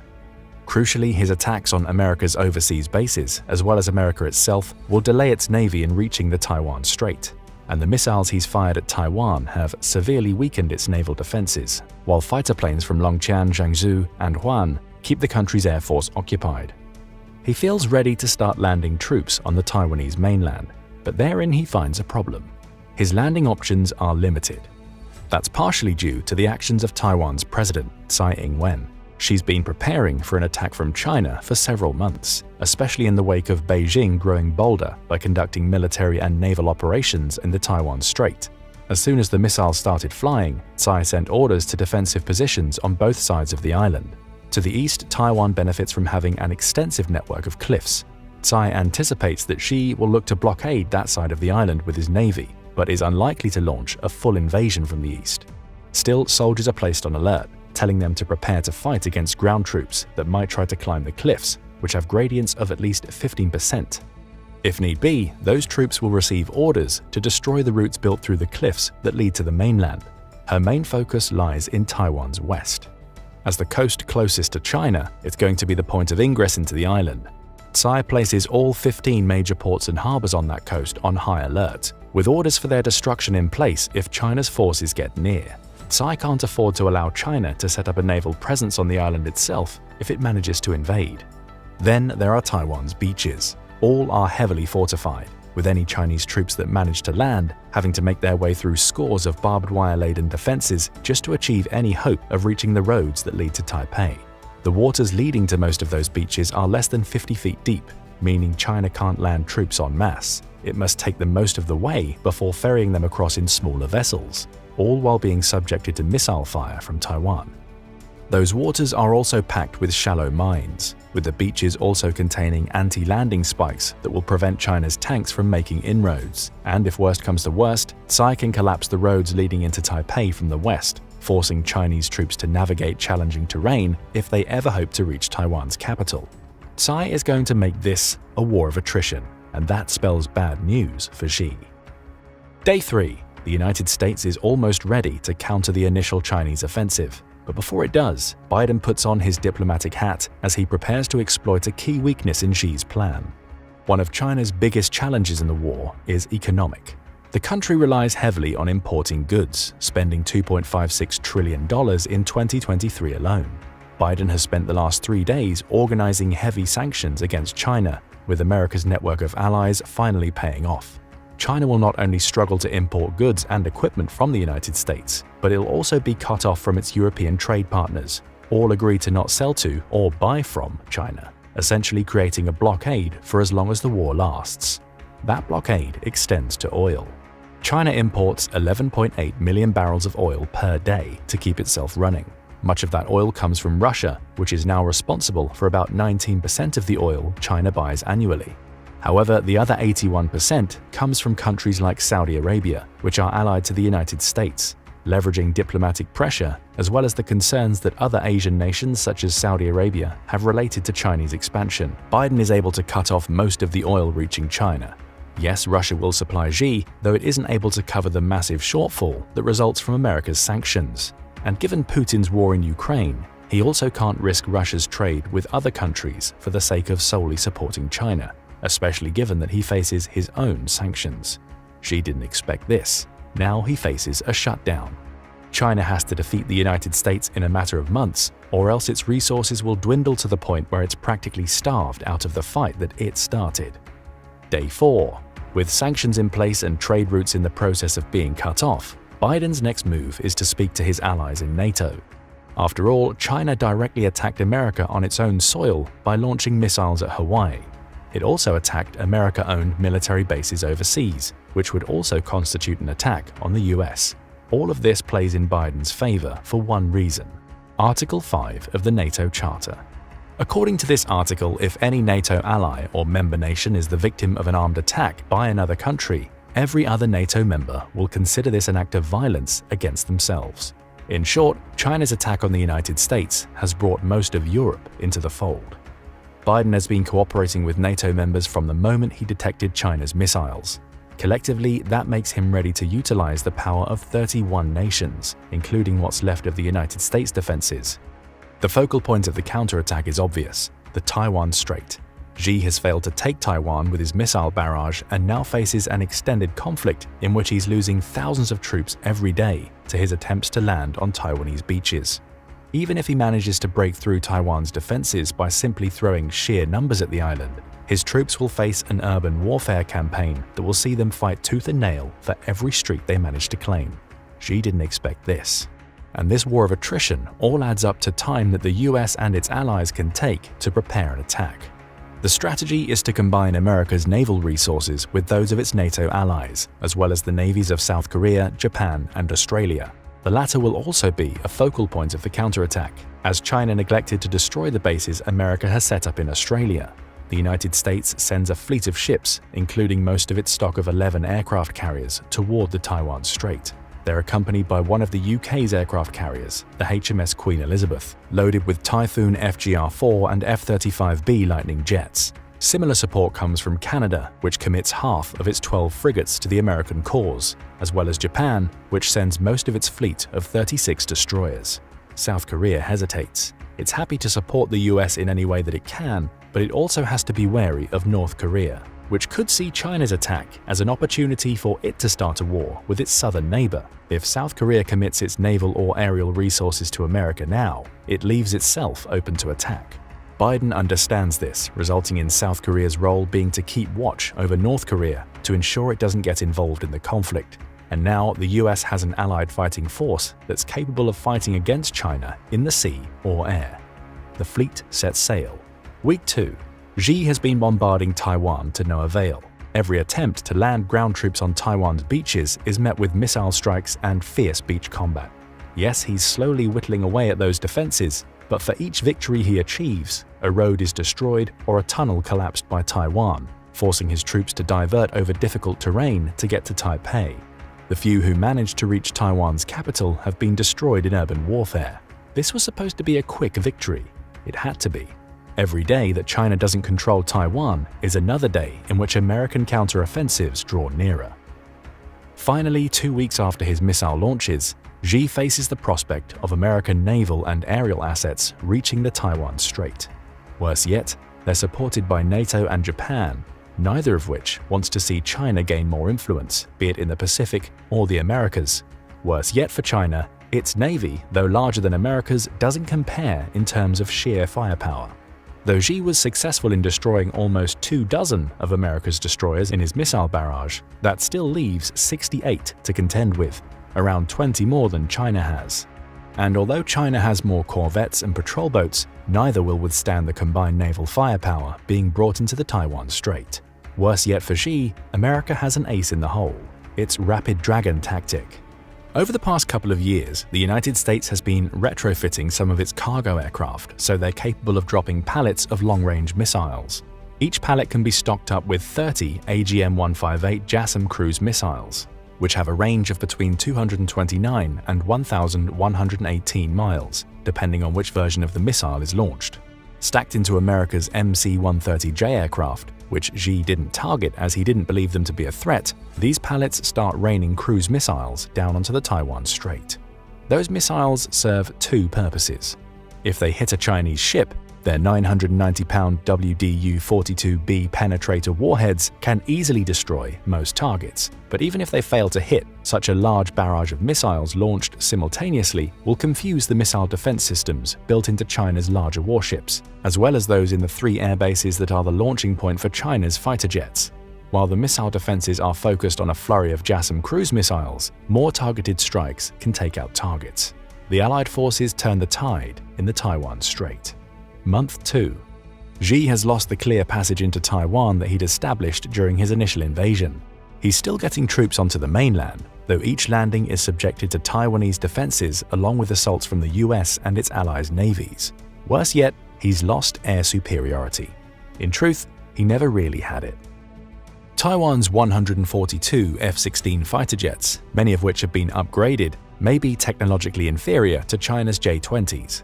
The infrared search and track, or IRST, built into the J-20s means that it's far more capable of tracking and eliminating a target than the F-16. But Tsai knew this, and knew that support was coming from the US. She's used her F-16s to delay rather than defeat China, just as she's used her beach and urban warfare tactics to keep China from sending hundreds of thousands of troops into Taipei. Now, the US and NATO are in the Taiwan Strait, and they're pushing Chinese forces back to their home country. Constant missile barrages on the Longqian, Jiangsu, and Huan air bases have rendered them practically unusable, making it a struggle for China to get new fighters into the air as quickly as it had managed before. America's aircraft carriers, of which it brings 8 to the Taiwan Strait, can each hold around 75 fighters, bringing the Allied forces to a total of 600 when at full capacity. Add to that the Rapid Dragon strategy, and America and its allies are shutting down every attack China attempts. It's not long before America's Navy cuts off the passage into Taiwan. Cut off from their target, China's naval and air forces begin a retreat, leaving the few thousand Chinese troops still in Taiwan stranded. They'll be picked off by Taiwan's forces in Taipei, assuming they get there. And with the US now firmly entrenched in the Taiwan Strait, it's able to land troops on the island's beaches to attack the remnants of China's forces from the rear. It's a lethal pincer movement that soon puts paid to Xi's invasion. Still, it hasn't all been clear sailing for the US. China has managed to use its strong submarine fleet, with its 6 Shang-class nuclear submarines leading the way, to take out 2 of America's aircraft carriers. It's a difficult loss, especially given that those carriers housed about 150 fighters between them. But America's submarines are just as lethal. Though it has fewer submarines than China, around 60 to China's 78, its crews are better trained and have fewer targets to strike.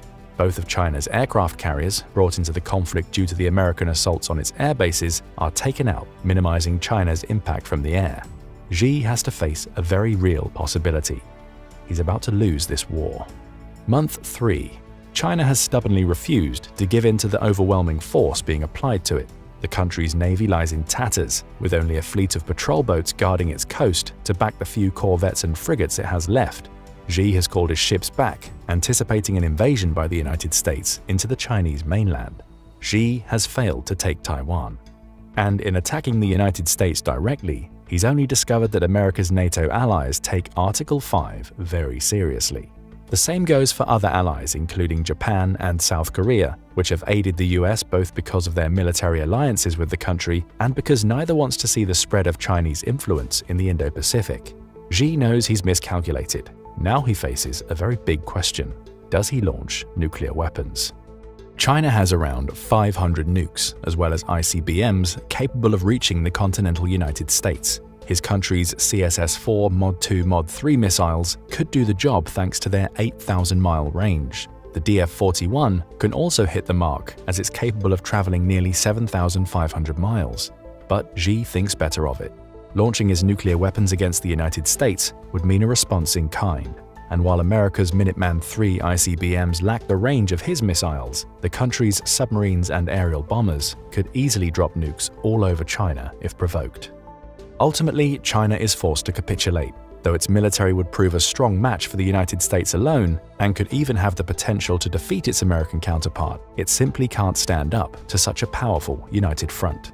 Taiwan proved stronger than Xi expected, with his failed invasion meaning plans to reach the American mainland never got off the ground.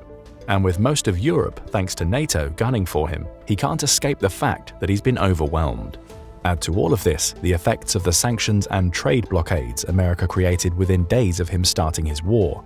They've slowly sapped the morale of the Chinese people, resulting in them being ready for surrender. America wins the war, but it's a win that came at a cost.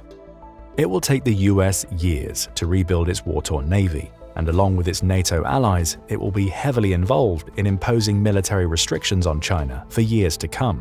However, it's proven the impact that its cooperative approach to defense can have in a battle against one of its greatest rivals, putting any other major military power that might dare to attack the US on notice in the process.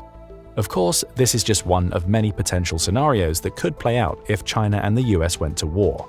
It's also optimistic in favor of the US. But what could China do to prevent this series of events from happening? Would they happen at all, or do you think the US may struggle to receive the support it needs from NATO and its allies in Asia? Tell us what you think in the comments below. Now go and check out the US Navy's plan to defeat China in war, or click this other video instead. When you're a big shot at the world finals of any team sport, gunning for that gold, you definitely want some top-notch players on the bench. You know, those folks who are ready to jump into the game when one of your usual players is either nursing an injury or feeling way too tired. This holds true not only in most competitive team sports but also on the battlefield. And the two current global powers, the US and China, are very, very aware of this. So what would a potential conflict between China, the United States, and their respective allies actually look like? Which other military powers would both countries utilize to maximize their combat power? And could the recruitment of powerful allies be enough to turn the tides in a potential war? Let's find out. One of the features of a future China-US war would almost certainly be its multilateralism. There are plenty of reasons to assume neither power would go to war on its own. The US has spent 4 generations building a global network of alliances and partnerships which give it crucial regional access, basing opportunities, and deterrence capabilities. Its commitment to ensuring Taiwan could hold out in the event of an amphibious Chinese invasion have been relatively steadfast since the 1950s. As part of its Indo-Pacific strategy, the past few presidential administrations have been strengthening strategic relationships with key players in the Pacific to serve as a crucial counterweight to Chinese influence. These include ironclad treaty alliances with Australia, the Philippines, the Republic of Korea, Japan, and Thailand. Recent events show the US is expanding its network even further, acting on its intention to support a strong India as a partner in its positive regional vision. More on that later. The Chinese haven't been nearly as gung-ho about building effective military alliances as the United States, which could come back to haunt them. Earlier this year, as Australia, the UK, and the US formalized their new trilateral AUKUS partnership to help Australia develop and deploy its own fleet of nuclear-powered submarines, Xi Jinping conducted a summit with Russian President Vladimir Putin in Moscow. Xi claimed the meeting heralded a new era of Sino-Russian cooperation, yet the meeting's accompanying statement only committed the two states to vague cooperative activities like joint production of television programs. There was no formal alliance. There was no overt commitment of Chinese military assistance to Russia's flagging war in Ukraine, and that might be a red flag for the PRC. Some experts have called China's commitment issues an alliance allergy. It's certainly a head-scratcher on its surface. Alliances are notoriously powerful tools for tilting the balance of power away from hegemonic states, something China is clearly trying to do. Yet, China's posturing isn't as atypical as it seems. 4 of the world's most powerful rising powers of the past century, the United States, Japan, Germany, and the Soviet Union, each exhibited similar tendencies. Wary of entrapment, unnecessary financial burdens, and weak regional military partners, China has similarly adhered to its independent and self-reliant foreign policy since World War II. It wanted to control every aspect of its staggering economic and military transformation in the 21st century, even if it meant that its sole remaining alliance partner is the perennially failing state of North Korea. China's confidence in its own military potential and economic growth may not be enough to best the United States and its allies in the Pacific. In 2021, the United States' 6 primary East Asian allies alone managed to collectively spend $149.7 billion in defense, already half of China's $293.3 billion, and 37 times more than North Korea's paltry $4 billion. For comparison, the United States spent $732 billion, and while defense spending doesn't perfectly correlate with military preparedness, it does go a long way. Optimally, the US-led network of Indo-Pacific states would be able to handle themselves in a theoretical war against China. They're a long way from that. A war could hinge not only on numbers of warships, missiles, and aircraft, but on industrial production, cybersecurity, intelligence, geography, technology, and interoperability. In all of these capabilities, Japan, South Korea, Thailand, the Philippines, Australia, and New Zealand lag far behind the Chinese. This year has been touted as the most transformative year in US force posture in the Indo-Pacific region in a generation. The US is the great equalizer in the equation, but there is fear Beijing's robust navy, backed by air power and carrier-killer ballistic missiles, are already sufficient to inflict unacceptable losses on American military forces in a prospective war. Naturally, the next play for the US is to try and create an uncontestable advantage and deterrent, and in the calculation of top American strategists, the best way to do that is to firmly recruit India into its cooperative orbit.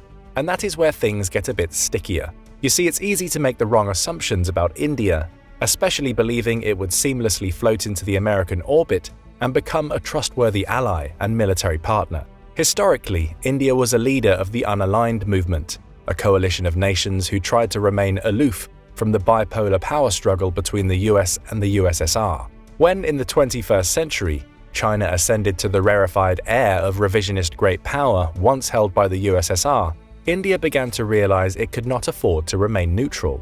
Sharing a combustible Himalayan border with the Chinese, India today has charted a pragmatic foreign policy with the West, seeking economic benefits and possible military cooperation as a precautionary measure in the event of a major war. In theory, India has no choice but to hedge against China by aligning with the West. China outclasses its military in virtually every category, including better missile and naval technology, a larger defense budget, more advanced combat platforms, and most vitally, a lot more of them.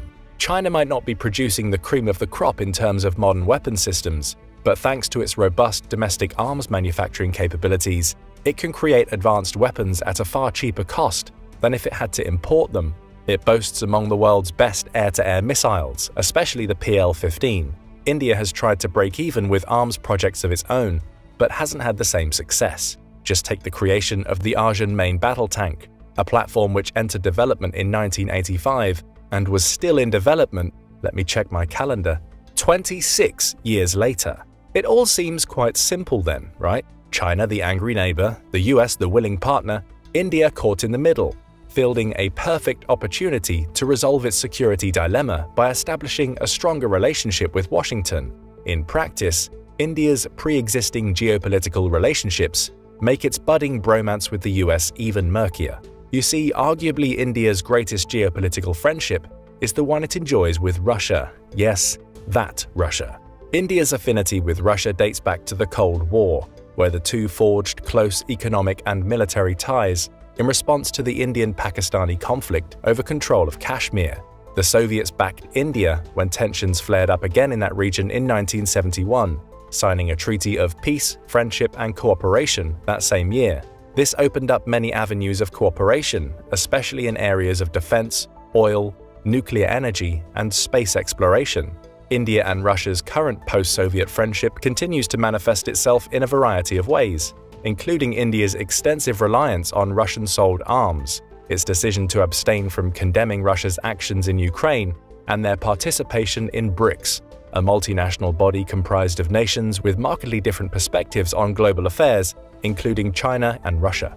As of 1991, arms sales from the USSR represented 70% of all Indian Army weapons, 80% of its Air Force systems, and 85% of its Navy platforms. Its first aircraft carrier, the INS Vikramaditya, was Russian-made too.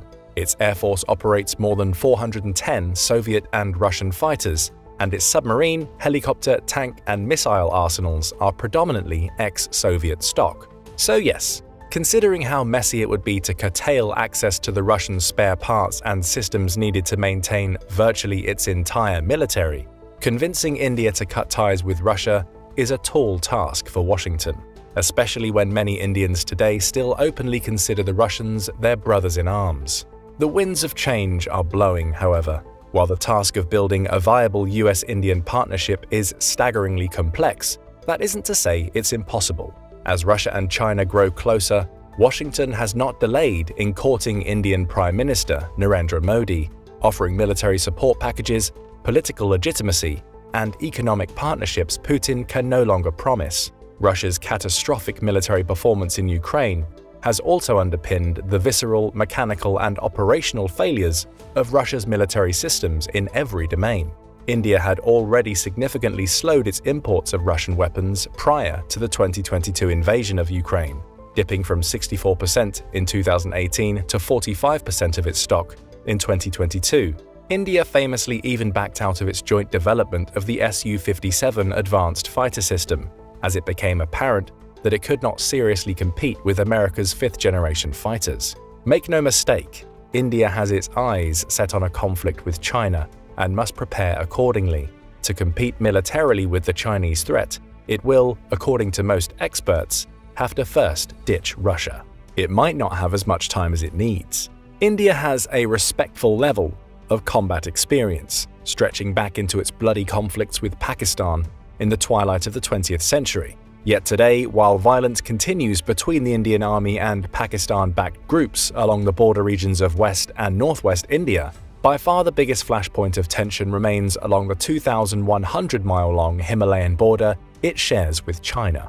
Skirmishes along what some consider the most dangerous border in the world have been erupting here for decades. Most recently, in December 2022, tensions between Chinese and Indian forces came to a head in the worst fight at what both sides call the Line of Actual Control, or LAC, since 2020. That year, a famous brawl notorious for its fighters' use of a medieval array of rocks, fists, and clubs, some even embedded with nails and wrapped in barbed wire, erupted in the Galwan Valley. As you might have expected, prohibitions on firearms in the LAC did not deter soldiers on either side.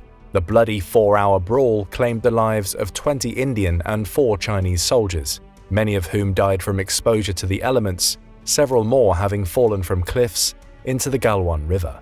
The episode, and others like it, have inflamed tensions between China and India even further.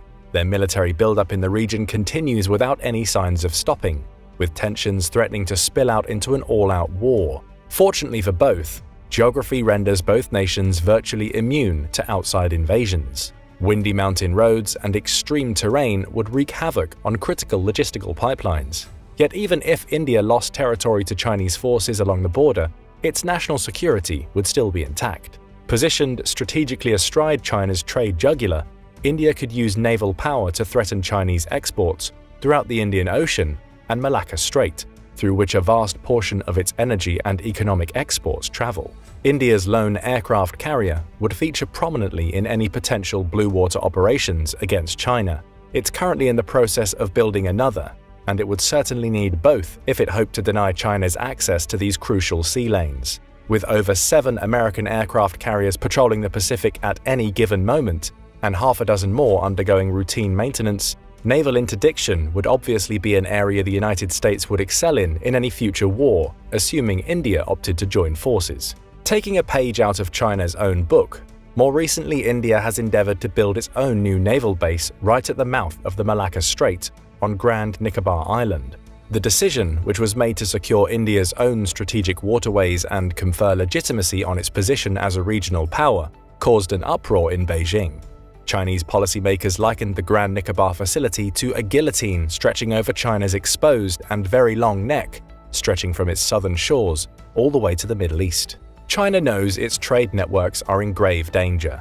As the PRC has expanded its global reach vis-à-vis programs like the Belt and Road Initiative, its military strategy has been to build a turtle-style defense shell around the East and South China Seas and Strait of Taiwan.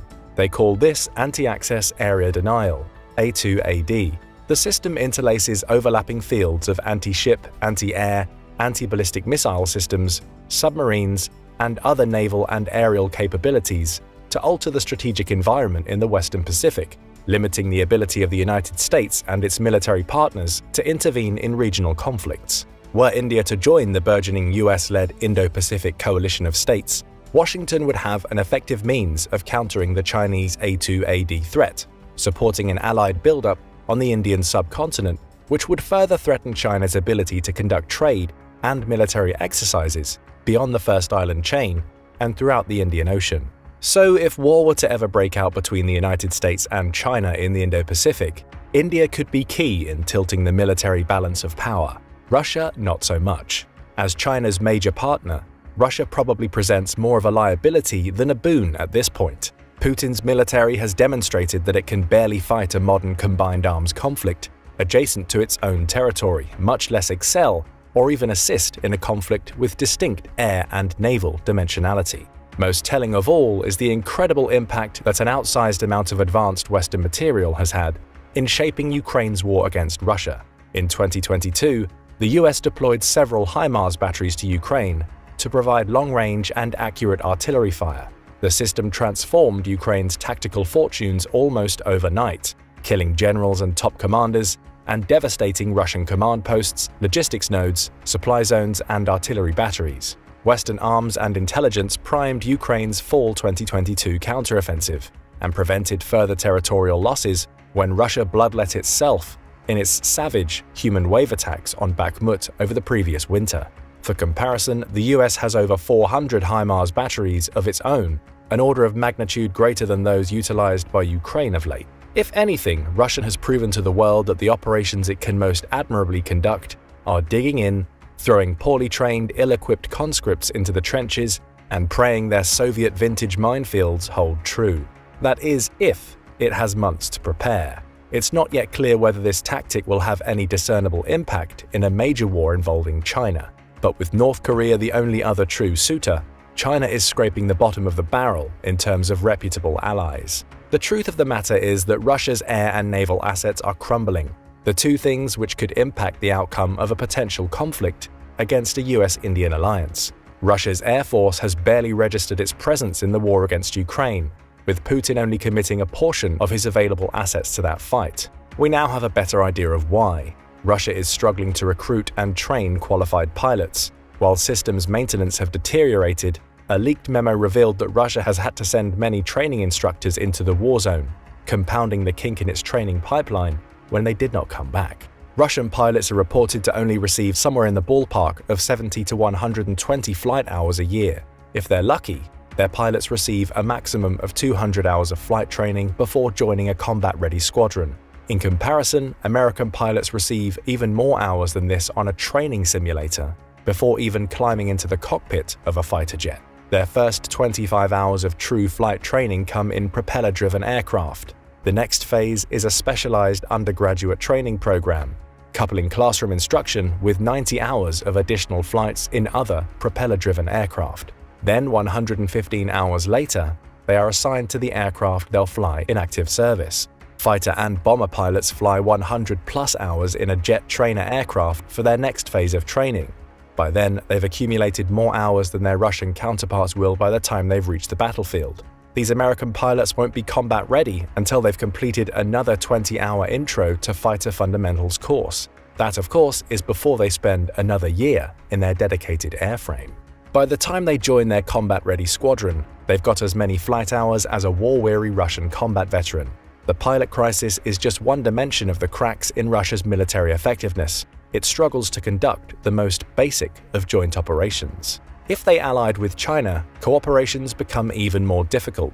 Sure, the US would have to deal with the language barrier with most of its East Asian allies, yet it has a proven track record of long-term cooperation in multinational military settings, staging large-scale joint combined military exercises with a diverse array of partners across the globe to simulate harsh wartime conditions.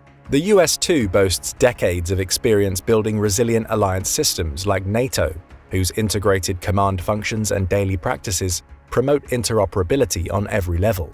These strengths wouldn't easily transfer over to the Indo-Pacific battlespace, but any starting point is better than no starting point.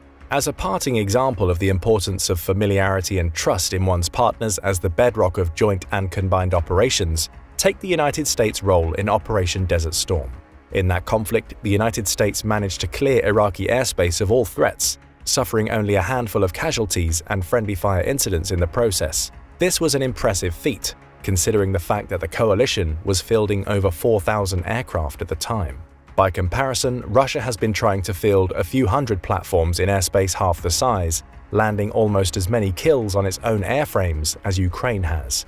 Just last month, Russia shot down its own Su-35 jet for a second time within a matter of days. According to a sarcastic Russian military blogger, at this rate of work from our valiant air defense, we'll soon be left without aviation.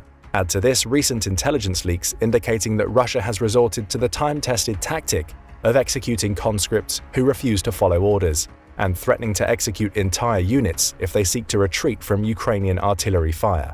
And you have a recipe for disaster, especially if they ever hope to cohere with Chinese air and ground forces. Assuming a theoretical conflict remained conventional, China would have to do the most of the heavy lifting. It didn't have to be this way. Russia has done the entire Western world a favor playing its hand in Ukraine, revealing that it can contribute little in terms of military support in its tentative military partnership with the PRC. For now, the jury is still out on India. If it had the United States and its 50 allies and partners clearing the skies and seas over the Pacific, who, by the way, spend a third of the world's entire annual defense budget, it could play a notable role offering a credible threat to Chinese trade. Indian ships could bolster American expeditionary logistical capabilities, offer medical facilities, and serve as a jumping-off point for the containment of the PRC between the Straits of Malacca and the Gulf of Oman. In the end, a US-Indian alliance is simply too powerful for a Sino-Russian alliance to overcome. This growing partnership could ensure that China's ambitions to dominate Asia and upset the liberal world order remain nothing but a pipe dream. But what are your thoughts on this? In a face-off between China and the US and their respective allies, who would win and why? Let us know in the comments, and don't forget to subscribe for more military analysis from military experts. A superpower can be defined as a state with the ability to project power or exert influence on a global scale, usually in more than one region at a time. The United States has been the world's sole superpower since the fall of the Soviet Union in 1991, holding an unrivaled degree of economic and military dominance around the globe. Even today, with the rise of China, the US still remains by far the most powerful country, still far outstripping competitors in national power. It still has 3 times China's wealth and 5 times its military capabilities, and that's not to mention its enormous advantages in geography, demographics, and more. All things considered, it doesn't seem likely that the US is losing its status as global hegemon anytime soon. But hypothetically, what would happen if America found itself in a conflict against the entire rest of the world? Would the country still have the power to achieve victory, or would it be worn down and defeated? Today, we'll take a closer look at these questions, with a USA versus the world wargame. First, it goes without saying that such a scenario is extremely unlikely, if not downright impossible, during our lifetimes. Because of its diplomatic and economic ties around the world, as well as its huge arsenal of nuclear weapons, the US has almost entirely removed the possibility of real war with Europe and many other countries. But playing out the remote possibility still shows us a lot about US power and how it might look in the coming years. For the purpose of this video, we'll exclude nuclear weapons and assume that such a conflict would break out after a period of heightened global tensions rather than as a surprise attack. So who would really matter? The biggest challenges to the US in terms of actual military capability would certainly be China. Western European nations would be a close second, as they are wealthy and have stockpiles of advanced weapons and technology. While Russia, once considered to be America's main military challenger, its invasion of Ukraine has made clear that the country is something of a paper tiger, especially if its nuclear stockpile is out of the equation. India is another potential player, with the world's largest population and substantial military hardware. Together, China, Russia, India, and Europe account for the majority of the world's military spending outside of the US. In our hypothetical, let's say these countries all align against the US, with the rest of the world primarily contributing materiel or financial support. While this is extremely simplified, the fact of the matter is that most countries do not have the resources to project power beyond their borders or immediate region, making an attack on the US impossible. So let's say war breaks out. The first major difficulty with a global offensive against the US would be geographic. Surrounded by water on 2 sides, and Mexico and Canada to the north and south, any physical attack against the US would face major challenges. First, it would mean mounting either an enormous amphibious assault from one of the coasts or attempting to invade via land.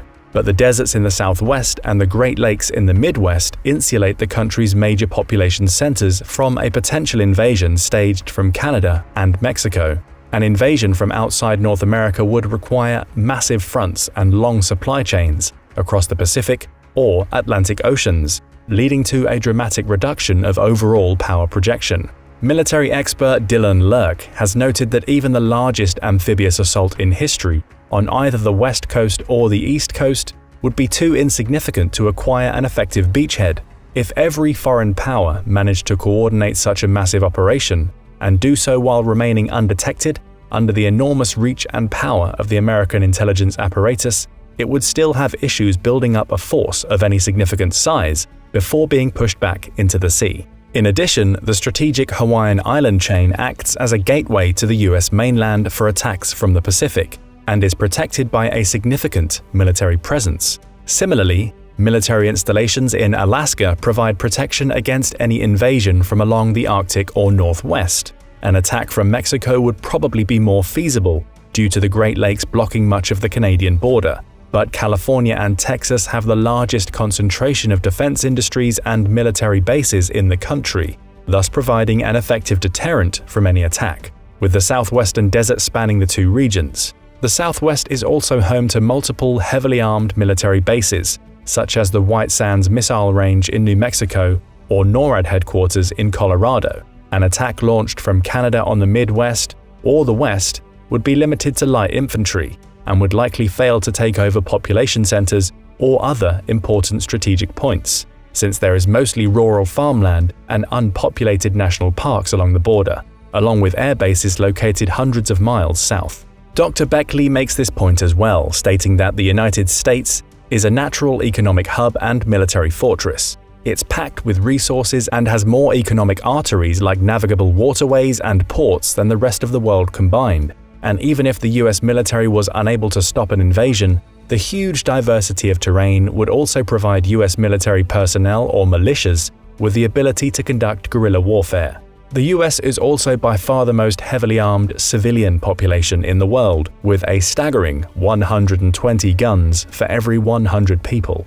This means that even if a coalition of other countries was able to actually get troops into the US, it would end up facing an incredibly well-armed and pissed-off insurgency. On the other hand, over the past 80 years, the US has developed a worldwide infrastructure of military bases, supply lines, and the world's largest air and naval transport fleets. This contains hundreds of ships and aircraft, more than the entire fleet of most countries. The lack of global mobility would be an enormous issue for any coalition facing the US. In the weeks before the sort of global conflict in our hypothetical, the US would most likely pull its forces out of the most vulnerable, non-American bases in Europe, Asia, and the Pacific, concentrating its resources in places where the US exercises greater territorial control to act as staging areas. Some areas would be considered too important to abandon, especially those supporting the military's supply chain, US oil assets, and key territorial choke points. One of the first battlefields in any conflict between the US and the rest of the world would be the Middle East.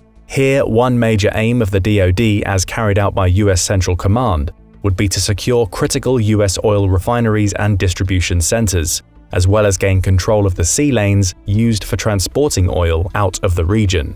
As of 2022, 80.4% of the world's oil reserves are located in countries belonging to the international oil cartel OPEC, and 67.1% of OPEC reserves are in the Middle East. Similarly, over 60% of the world's oil passes through shipping lanes in the Arabian Sea alone. While the US has reduced its presence in the region in recent years, a global conflict would almost certainly cause a reorientation. Possessing the world's 12th largest oil reserves means that the US could theoretically go self-sufficient in wartime, but control of some Middle Eastern reserves would make guaranteeing its supply much easier. Similarly, it would allow the US to deny oil to much of the rest of the world and undermine the coalition's economies and military production. Europe, which would represent the US's most significant adversary, receives a significant amount of its crude oil and natural gas from the Middle East. This means that US military control of the region would harm Europe's ability to sustain a war effort for any extended period of time. China would face a similar issue, as over half of all its oil comes from the Middle East, making the region among one of the most likely fronts in a global war with the US. At the start of the conflict, the US would first strike at oil-related facilities across the Middle East, using carrier-based strike aircraft plus medium and long-range ballistic missiles. US power projection means that even without bases in Afghanistan, the military could easily hit targets anywhere from the Mediterranean to the Strait of Hormuz. While regional powers could offer some resistance, none of them have anywhere close to the manpower or firepower needed to stop the US in an all-out war. While Israel, Saudi Arabia, the UAE, and several others do have modern fighter jets and other weaponry, even they would not last very long up against the might of the DoD. And because each is an independent country, intelligence and resource sharing among them would also be limited, further reducing the region's ability to stand up to the US in a shooting war. Most of their assets' signals would also likely be jammed by America's powerful electronic warfare capabilities, which would disrupt enemy communications, targeting, and guidance systems across the region. The greatest threat to US control of the Middle East in our scenario comes from ground-based air defenses, as even older systems can shoot unsuspecting fighter jets from the sky. However, unlike Russia's recent experience in Ukraine, the US has actually proven that it can effectively destroy another nation's air defense network, as it did during Desert Storm in the 1990s. Today this might be even easier due to the enormous arsenal of drones the US has access to. Most US losses in the air would likely come from such drones, as well as fourth-generation jets like the F-15, while its more modern F-18s and F-22s could evade all but the best air defense systems. After establishing air superiority, the US would then work to control all choke points into and out of the region, especially the easily blocked Suez Canal, where over 12% of global trade passes through. If it was able to effectively keep regional control over the Middle East and its resources, the US would have a decent shot at winning against the rest of the world. A second major battlefield would be the Pacific, where the US would probably use its fleet to keep China and other East Asian nations contained and stop them from attacking the West Coast. This could mean either a blockade of major trade and supply routes, as well as using islands like Hawaii and Guam to stage its own offensives. It would also utilize its fleet of aircraft carriers heavily in the Asia-Pacific region. As of this video, there are 47 aircraft carriers around the world. The largest 11 of these are all nuclear-powered carriers belonging to the US, which have more than twice the combined total deck space of every other country combined. The Pacific Fleet fields 7 of these, and in a global war could use them to deny access to anything approaching the US mainland. Again, oil would be another top concern, and the US could use its massive navy to gain control of the Strait of Malacca, which carries up to 40% of the world's trade every year.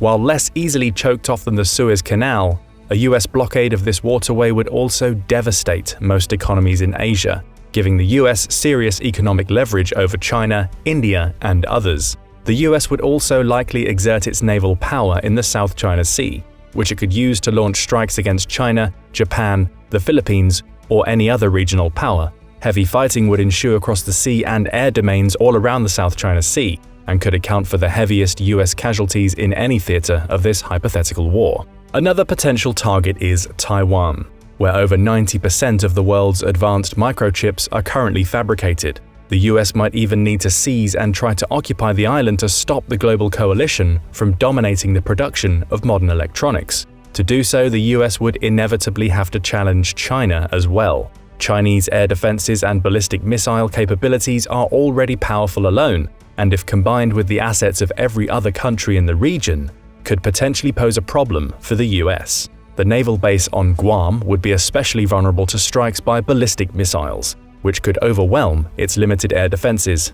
Even so, the US Navy is so powerful that every country in the East Pacific combined would be occupied with fending it off, and probably could not launch their own strikes on the US mainland. And because the US Navy is larger than those of the next 8 countries combined, it could easily fight in 2 or 3 theaters at once, making simultaneous blockades of Europe, the Middle East, and Asia Pacific a real possibility. Another aspect of a global war would involve submarines, which unsurprisingly the US has more of than almost anyone else. Its fleet contains 53 fast attack submarines, 14 nuclear-capable ballistic missile subs, and 4 guided missile subs. Even without using the world-ending nuclear capabilities of an Ohio-class submarine, this massive fleet would allow the US to launch stealth attacks on enemy naval vessels anywhere in the world, completely undetected. While America would be far more hard-pressed to fend off a global coalition on the ground, at sea the US stands a much better chance of victory. A third global area of battle would be the Americas, where the US would have the greatest ability to marshal forces and project power. And because Mexico, Canada, and other countries in the region are far less powerful, there is a good chance the US could blockade, control, or destroy the majority of their military and economic resources. Canada and Venezuela are both obvious targets because of their status as oil producers, and in a global war the US would probably aim to shut down or take control of resources in both. Another obvious target is the Panama Canal, which serves as the gateway between the Atlantic and Pacific, and where 40% of all US container shipping flows through.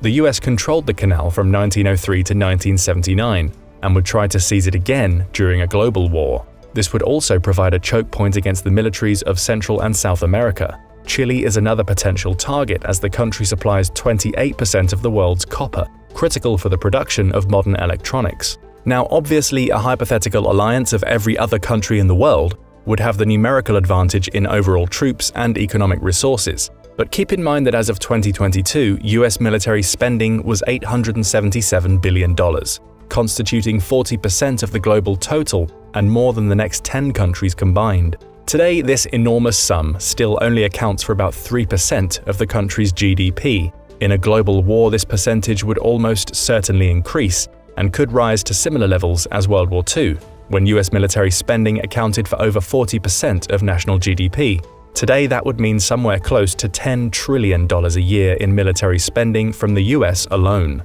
nearly 5 times the global total from 2022. Astronomical numbers like these mean that a war of attrition against America would also be likely to fail, as the country could outspend the rest of the world several times over for many years. To gain a true strategic edge over the US, a global coalition would have to somehow outgun and outspend the Defense Department, while also maintaining their own smaller economies. Another crucial domain in a global conflict with the US would play out in cyberspace. This would probably be the first line of contact between the warring parties, as both sides would attempt to gain information superiority and take each other's systems offline. While US Cyber Command would almost certainly be overwhelmed with attacks by many actors at once, America could also use its own highly effective attacks to shut down enemy power grids, computer networks, weapons, electronics, and much more. And while it's not as dominant in cyberspace as in the real world, the US still has by far the most capable and best-funded capabilities in the world. In the 2024 fiscal year, US cyber spending will rise to more than $25 billion. And the country continues to top every ranking of national cyber power. However, this domain would also be one of the biggest dangers to the US in a global war, as cyber attacks are notoriously difficult to predict and defend against. A well-placed cyber attack by a less powerful nation could still be catastrophic, and would probably be a more serious immediate threat to US citizens than a kinetic strike on the country. However, again, we have no way of knowing how much American cyber spending would increase in a total war, or how quickly that would lead to new capabilities. All the elements point to a big conclusion. The US is so powerful that it could take on the rest of the world for weeks or months with no certain winner. Because of this, such a hypothetical conflict would likely become a war of attrition in both the physical and digital worlds. The US would work to starve the world's other major powers of oil, war supplies, and other vital resources, while attempting to preserve its own. A true assault on the US mainland would be extremely difficult because of the country's size, geographic positioning, and incredibly well-armed military and civilian population. Because of the US military's global presence, most of the fighting would likely happen elsewhere, opening theaters of war everywhere from the Middle East to South America and East Asia.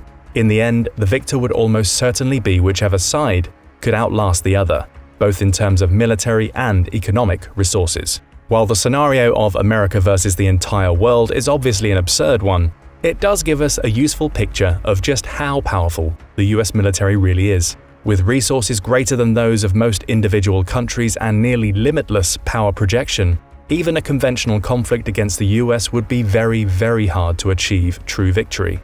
Add in the country's continued dominance in cyberspace, and it's not all clear whether the rest of the world would actually be able to win such a war.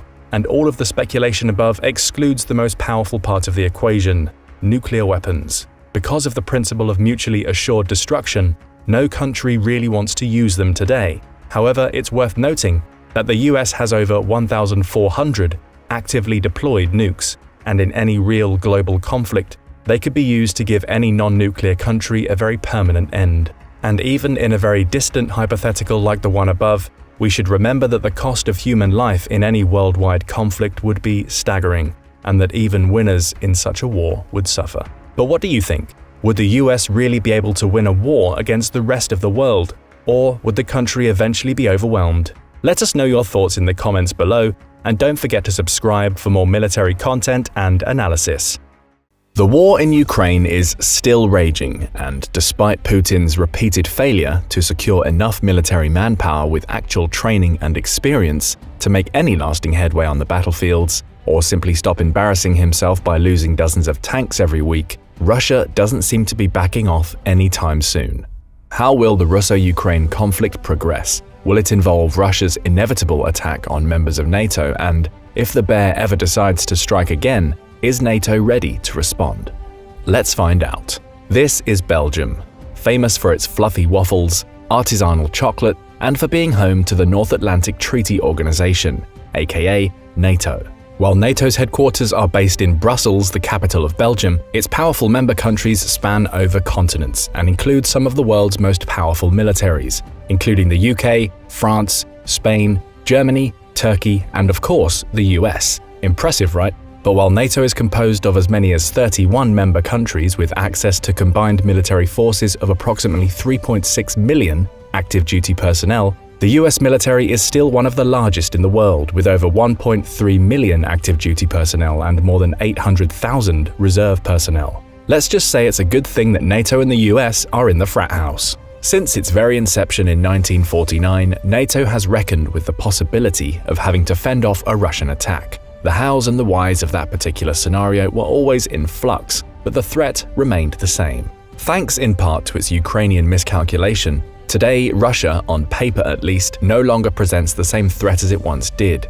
According to a very recent report from the Institute for the Study of War, Russian forces in Ukraine are operating in decentralized and largely degraded formations throughout the theater, and the current pattern of deployment suggests that most available units are already online and engaged in either offensive or defensive operations. That leaves virtually no troops left over to attack elsewhere, and that's good news for NATO. But because of its undeniable history of aggressive behavior under the leadership of Vladimir Putin, states underestimate Russia at their own peril. Well, NATO certainly isn't making that mistake. Russia remains its primary geopolitical adversary, and you can be sure it is poised and ready for whatever Russia can throw at it. What exactly does NATO deploy to defend its borders? NATO has had a credible military presence on Europe's eastern flank for nearly a decade now, and since 2022, it has only grown stronger. In the aftermath of the Cold War, the Baltic states eagerly submitted their application for NATO membership, having agreed to undertake the required political and military reforms. On March 29, 2004, the trio of Latvia, Lithuania, and Estonia successfully joined the world's most powerful military bloc. Since then, these small states, along with Finland, who just this year became the alliance's newest member, have become arguably the most important actors in a hypothetical war against Russia. It is them, after all, who share long, difficult-to-patrol borders with their eastern neighbor, and it is them who will be NATO's first line of defense in a hypothetical war scenario with Russia. Unlike Finland, who immediately brought a robust reserve of 280,000 soldiers, 650 tanks, including 200 German-manufactured Leopards, and what many consider Western Europe's strongest artillery to NATO upon joining, the Baltics had to fight an uphill battle to bring their relatively humble forces up to snuff. When we say humble, here's what we mean. Estonia possesses 1,976 armored fighting vehicles, Latvia has 2,930, and Lithuania has 5,456 armored fighting vehicles, and none of these countries have any tanks. Finland also has a larger active military personnel count compared to Lithuania's 17,000, Latvia's 6,000, and Estonia's 5,000. In short, Finland is pretty hardcore when it comes to military power in Europe, and we're guessing everybody was really glad it decided to join NATO, especially the Baltic countries. As one retired US military officer noted, upon joining the alliance, the Baltic states were at 1 on a 1 to 10 scale of military capabilities. They needed arms, they needed ammunition, they needed vehicles, and they needed training, and they needed it all fast. This their Western allies agreed to provide them with the aim of making them interoperable with Western-style thinking and doctrine. The Baltic states reciprocated, having proved their loyalty by deploying forces on UN missions and making a not insignificant contribution to NATO operations in Iraq and Afghanistan. You may not realize, for instance, that it was Estonia that agreed to fight alongside Western allies in the Middle East without any national caveats. and for its efforts suffered one of the highest ratios of deaths per capita of any of the Allied countries. Having transformed their political and military systems in a remarkably short period of time, the Baltics emerged as NATO's most critical region. Since the early 2000s, Moscow has repeatedly claimed it was NATO's eastward enlargement that threatened its territorial security and drove it to invade its neighbors. This rhetoric has only intensified as Putin sought justification for his unwarranted invasion of Ukraine, and Finland's accession to NATO succeeded in 2023. Today, NATO's eastern flank is at the center of its strategy to deter and defend itself from a potential Russian attack. This was not always the case.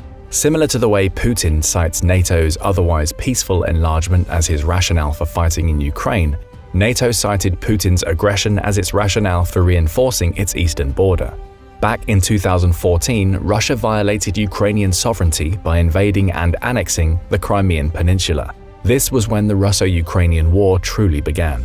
Russia's advance alarmed NATO members, who vowed to strengthen their defenses in response.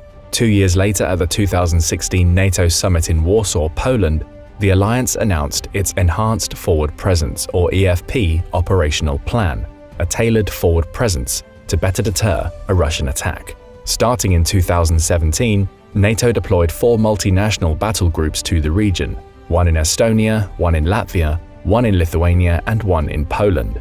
Each contains about a battalion's worth of forces, just over 1,000 soldiers, together with their equipment, tanks, tactical armored vehicles, a headquarters company, logistics infrastructure, and everything else they would need to fight. NATO cycles new forces through each battle group on a rotational basis. Collectively, the establishment of these 4 units constituted NATO's biggest regional reinforcement in over a generation. NATO's multinational battle groups are combined arms formations, meaning they employ infantry, armor, artillery, and air power in tandem to achieve their objectives. These unique units are extremely mobile, adaptable, and flexible, trained for an array of threats and combat scenarios. The headquarters for each battle group is integrated, meaning each nation is represented at the command post. Together, they bring unique capabilities to the table in order to bolster collective defense. Each is led by a single lead nation who coordinates the battle group's actions with the host nation, who supplies the majority of their territorial defense forces. The Estonian battle group, for example, is led by the United Kingdom, who furnishes about 800 soldiers, joined by a smaller contingent of Danish, Icelandic, and French soldiers. With its capital of Tallinn just opposite Helsinki, the Estonian battle group oversees the defense of the Gulf of Finland, an incredibly important area that acts as a maritime highway to the city of Putin's birth, St. Petersburg. Further south, the Latvian battle group, led by Canada, which provides about 450 soldiers, is also bolstered by forces from Albania, Czech Republic, Iceland, Italy, Montenegro, Poland, Slovakia, Slovenia, and Spain.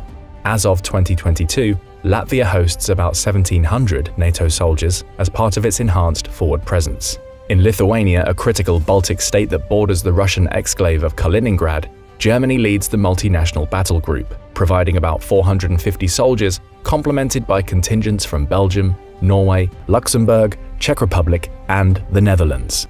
Poland possesses the largest multinational battle group, a rapid response force that would be scrambled forward if any others came under threat. It is led by the United States, who provides 1,000 soldiers on a rotational basis. They are joined by forces from the United Kingdom, Romania, and Croatia. NATO continued developing its enhanced forward presence in the Baltics until 2022, when Russia again forced it to reassess its security commitments in the east. Recognizing the changing security landscape, Ukraine's plight brought additional focus to NATO, who became more unified than ever. After the invasion, NATO members agreed to deploy 4 additional battle groups to the states adjoining Ukraine, a safeguard in case the conflict spilled over into NATO territory. Fortunately, it has not yet, but as of today, NATO has deployed multinational battle groups to Slovakia, Hungary, Romania, and Bulgaria, extending its defensive front with Russia from the Black Sea to the Baltic. According to one NATO official, these flexible units are mutually supportive and, most importantly, send a message that we're here, we're ready, and we can respond to any aggression.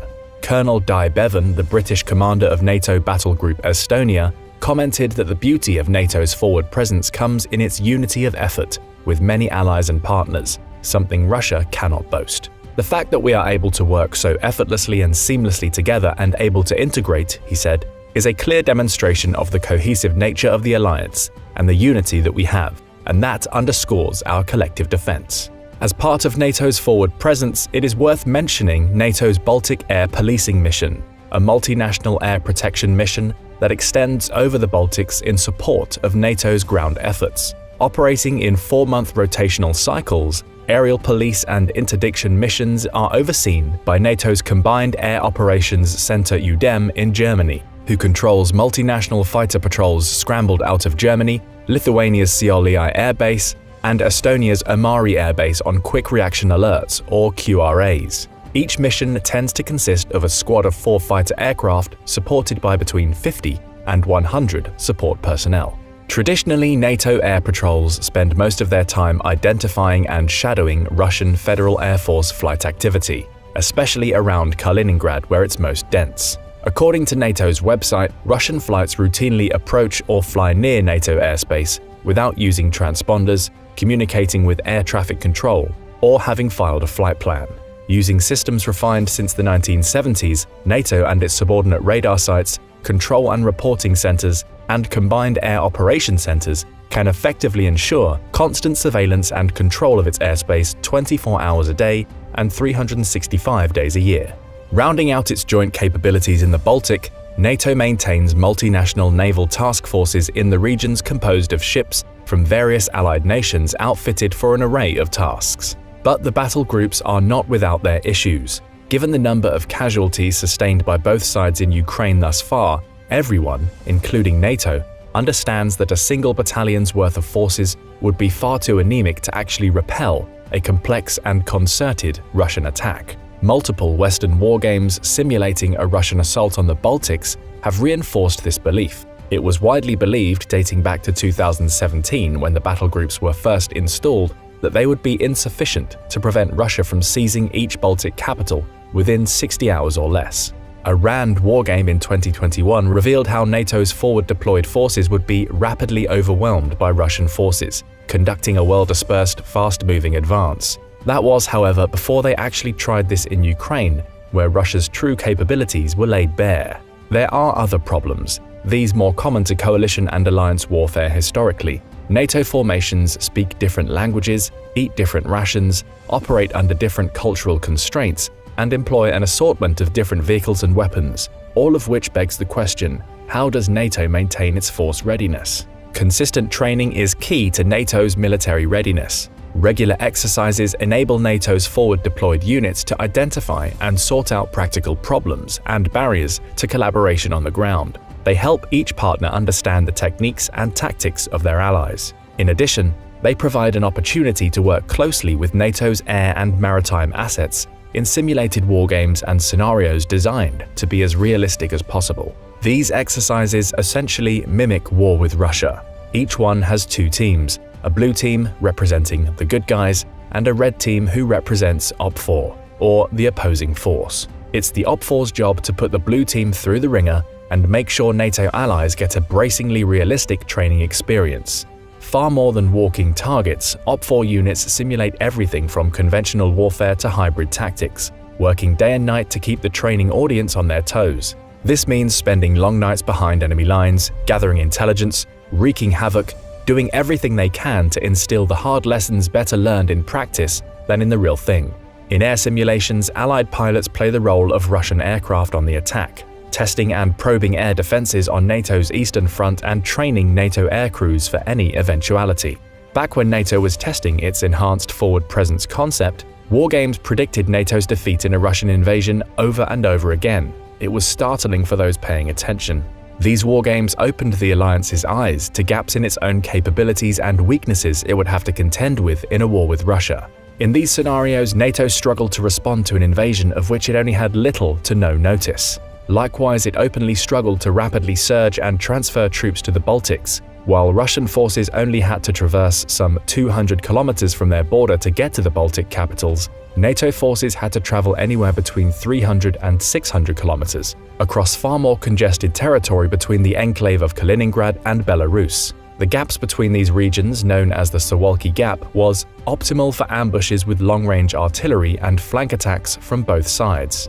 The Latvian and Estonian battalions NATO relied on to blunt the initial shock of the simulated invasions were too lightweight, too underpowered to fight off Russia's armored columns. The only armor NATO could scramble in time was light armor in a single striker battalion. Scrambled from Germany, it simply could not deploy or sustain heavy battle tanks in the field. Published as part of its 2016 report on the wargame, the RAND Corporation labeled its outcome bluntly a disaster for NATO. These fictitious scenarios may have been a blessing in disguise. Fortunately, NATO took note, deciding to build and establish a Very High Readiness Joint Task Force, essentially a do-it-all international reserve force of air, ground, and maritime assets on constant alert to deploy wherever they are needed in a combat situation. NATO also began rotationally deploying US Armored Brigade combat teams in Central and Eastern Europe. On top of this, NATO has a broader response force with heavier follow-on forces it will mobilize in an emergency. At its 2022 summit in Madrid, NATO concentrated on facilitating a rapid Eastern deployment by developing more pre-positioned equipment and weapon stockpiles, more forward-deployed capabilities, including air and defense missile systems, strengthened command and control, and upgraded defense plans. To make this all work, since 2014, the pace of NATO's large-scale military exercises has accelerated. In 2018, NATO held Exercise Trident Juncture to train up its response force, its largest multinational exercise since the Cold War, with 50,000 participating troops. In 2019, 28 different tank crews from 8 different countries descended on Latvia to practice maneuvering, targeting, and shooting exercises on the terrain they would likely have to defend from Russia. In 2020, NATO amplified these exercises further, conducting 88 exercises that ranged in scope from anti-submarine, minesweeping, and anti-surface warfare training to extreme cold weather Arctic training and strategic bombing missions. In 2021 and 2022, NATO conducted one of the world's largest and most complex live cyber defense exercises, along with logistics training deployments, electronic warfare and integrated air defense missions, and nuclear deterrence exercises. To cultivate a sense of urgency, NATO crews must train to switch missions in a flash. For example, naval crews will suddenly go from an anti-submarine mission to passenger transport to the deployment of special forces in the span of a few days. NATO sees the Euro-Atlantic security environment as one in a constant state of flux. These changes show the alliance is adapting to new challenges posed by Russian aggression. If war were to somehow break out between these two sides, NATO would be well equipped to succeed. Its combined military force now exceeds 6 million personnel, well over 4 times that of Russia. The tip of NATO's spear is much sharper, not to mention its vastly more refined support structure, categorically superior in almost every way. According to Statista, NATO also has about 5 times as many aircraft, 4 times as many armored vehicles, and 3 times as many military ships, not to mention the backing of the world's biggest defense spender, the US. Its defense budget alone is well over 10 times that of Russia, who spent a paltry $80 billion on defense last year. The reality, if we're being honest, is that NATO no longer has to worry about such a conventional Russian attack in the same way that it used to, when Russia still possessed its untarnished reputation as the world's second most powerful military. Thanks to Ukraine, that reputation is now in tatters, and NATO's allies and partners have the indomitable courage and fighting zeal of their Ukrainian brethren to thank for that. Today, arguably the best way for NATO to prepare and respond to a Russian hypothetical attack on its own members is, ironically, to keep supporting Ukraine. It not only gains valuable intelligence on their peer adversary, but bolsters its own security in the process. Every Russian tank destroyed in Ukraine, after all, is one less tank that can be used to invade Estonia or Latvia, or any of NATO's eastern members. It is therefore in NATO's interest to continue underwriting Ukraine's war effort. NATO has been clear since the start of Russia's invasion that the alliance would continue to support the Ukrainian military in its fight to restore its sovereign territory as long as Putin's unprovoked invasion continued. This decision, of course, has led it to offer almost everything short of a direct military intervention. Its members have now trained tens of thousands of Ukrainian military personnel, dating back to 2014. It has committed to train tens of thousands more over the coming years as it invites Ukrainians to participate in large-scale exercises using equipment they are in the process of donating to Ukraine. Ukraine benefits by gaining first-hand insight into how these systems are used in concert, something they will undoubtedly aim to capitalize on as they plan and execute their own counter-offensives in the months to come. People who witness these exercises say they feel different since 2022. The training feels more real. Countries who have not traditionally lived up to their defense commitments are now sending more troops to participate than in the past. Now, challenges synchronizing communications between British Challenger and German Leopard tank crews on the battlefield are taken more seriously, as resolving them may ultimately save many Ukrainian lives. Mechanized tactics take time to master. For Western countries, it can take up to 2 years to blend new units into cohesive fighting forces that have gained proficiency in the tactics, theory, and practice of armored warfare. Ultimately, the provision of Western weapons is only as good as the operators who use them. The Ukrainians are up for the task, but they also have an entire Western brain trust in the NATO alliance to help them get up into higher gear. On paper, in a hypothetical war between NATO and Russia, NATO has the edge in the number of tanks, the edge in infantry fighting and armored vehicles, the edge in MRAPs, the edge in self-propelled and field artillery platforms, the edge in fighter, bomber, support and trainer aircraft, the edge in helicopters, the edge in force reserves, the edge in air-to-air refuelers, the edge in UAVs, the edge in airports, bases, naval fleet strength, and submarines. In just about every conceivable domain, NATO has more. Just about the only area of parity is nuclear capacity. Collectively, NATO possesses just over 6,000 nuclear weapons, virtually the same as Russia. Of these, it has deployed somewhere in the region of 2,400, compared to Russia, which has only deployed 1,500 of its own. Russia does have the edge in tactical nuclear weapons, almost 2,000 of them, to NATO's 500. But if you are going to use a tactical nuke on the battlefield, you might as well scale up to the real thing. And nobody, seemingly not even Putin, wants that. Western analysts were once confident Russian ground forces could rapidly seize Baltic territory, overwhelm NATO's frontier defenses, and seize the capitals of Estonia and Latvia in something like 60 hours. Today, estimates for this type of worst-case scenario have come under serious scrutiny, thanks in part to the measures it has taken to build its collective response capabilities, from integrating new members like Finland, to bolstering its enhanced forward presence and rapid response forces, to conducting extensive annual exercises simulating every avenue of conflict. If somehow war were ever to break out between Russia and the West, the result would almost certainly go exactly as you might expect. But what do you think? If Putin does launch an attack on NATO, will he regret it? Is NATO ready to send Russia's conscripts and clanky tanks running for the hills, or could the bear still cause some serious damage to NATO's member countries? Let us know in the comments, and don't forget to subscribe for more military analysis from military experts. The United States is developing a new air-to-ground missile, and it's designed just for China. Although the US military hasn't exactly said its new stand-in attack weapon, or SEOR for short, is meant for China, they are one of the very few countries that pose the types of threats that the SEOR is designed to deal with. Today we're going to explore integrated air defense systems and the threats they pose to military aircraft. We will see why weapons such as the SEOR will give the United States the ability to strike deep into enemy territory and destroy even the most sophisticated air defense systems. We will learn how the SEOR will protect non-stealth aircraft and why it will allow the United States to dominate the skies in the event of a war with a major military power such as China. Let's start by talking about modern air defense systems and why they are so dangerous to American aircraft.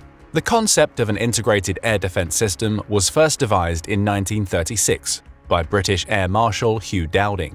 During the First World War, Britain protected London from Zeppelin attacks by surrounding the city with 3 concentric rings. The outer ring consisted of searchlights and anti-aircraft artillery. The second ring was comprised of fighter aircraft. The innermost ring contained more searchlights and anti-aircraft weapons. Air Marshal Dowding changed all that.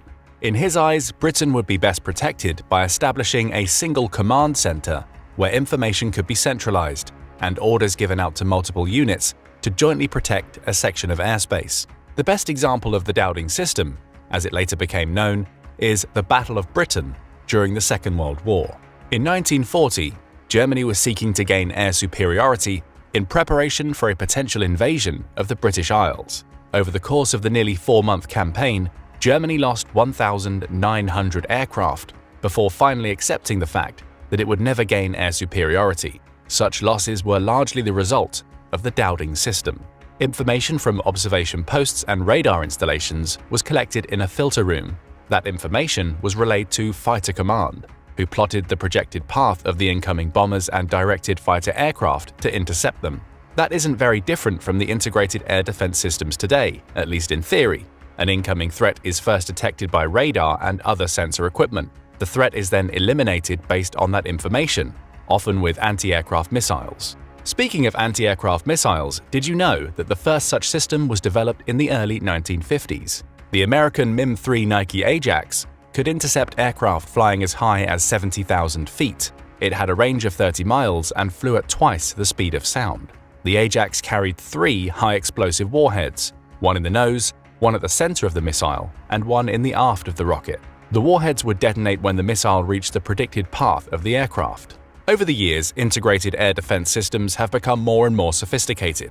They are so effective that most aircraft cannot operate in contested airspace these days. Fourth-generation aircraft such as the F-14, F-15, and F-16 must keep their distance out of fear of being shot down. The threat is so great that even some stealth aircraft may be at risk at closer ranges. Several countries have developed homegrown integrated air defense systems over the years, even those you might not suspect, including Iran.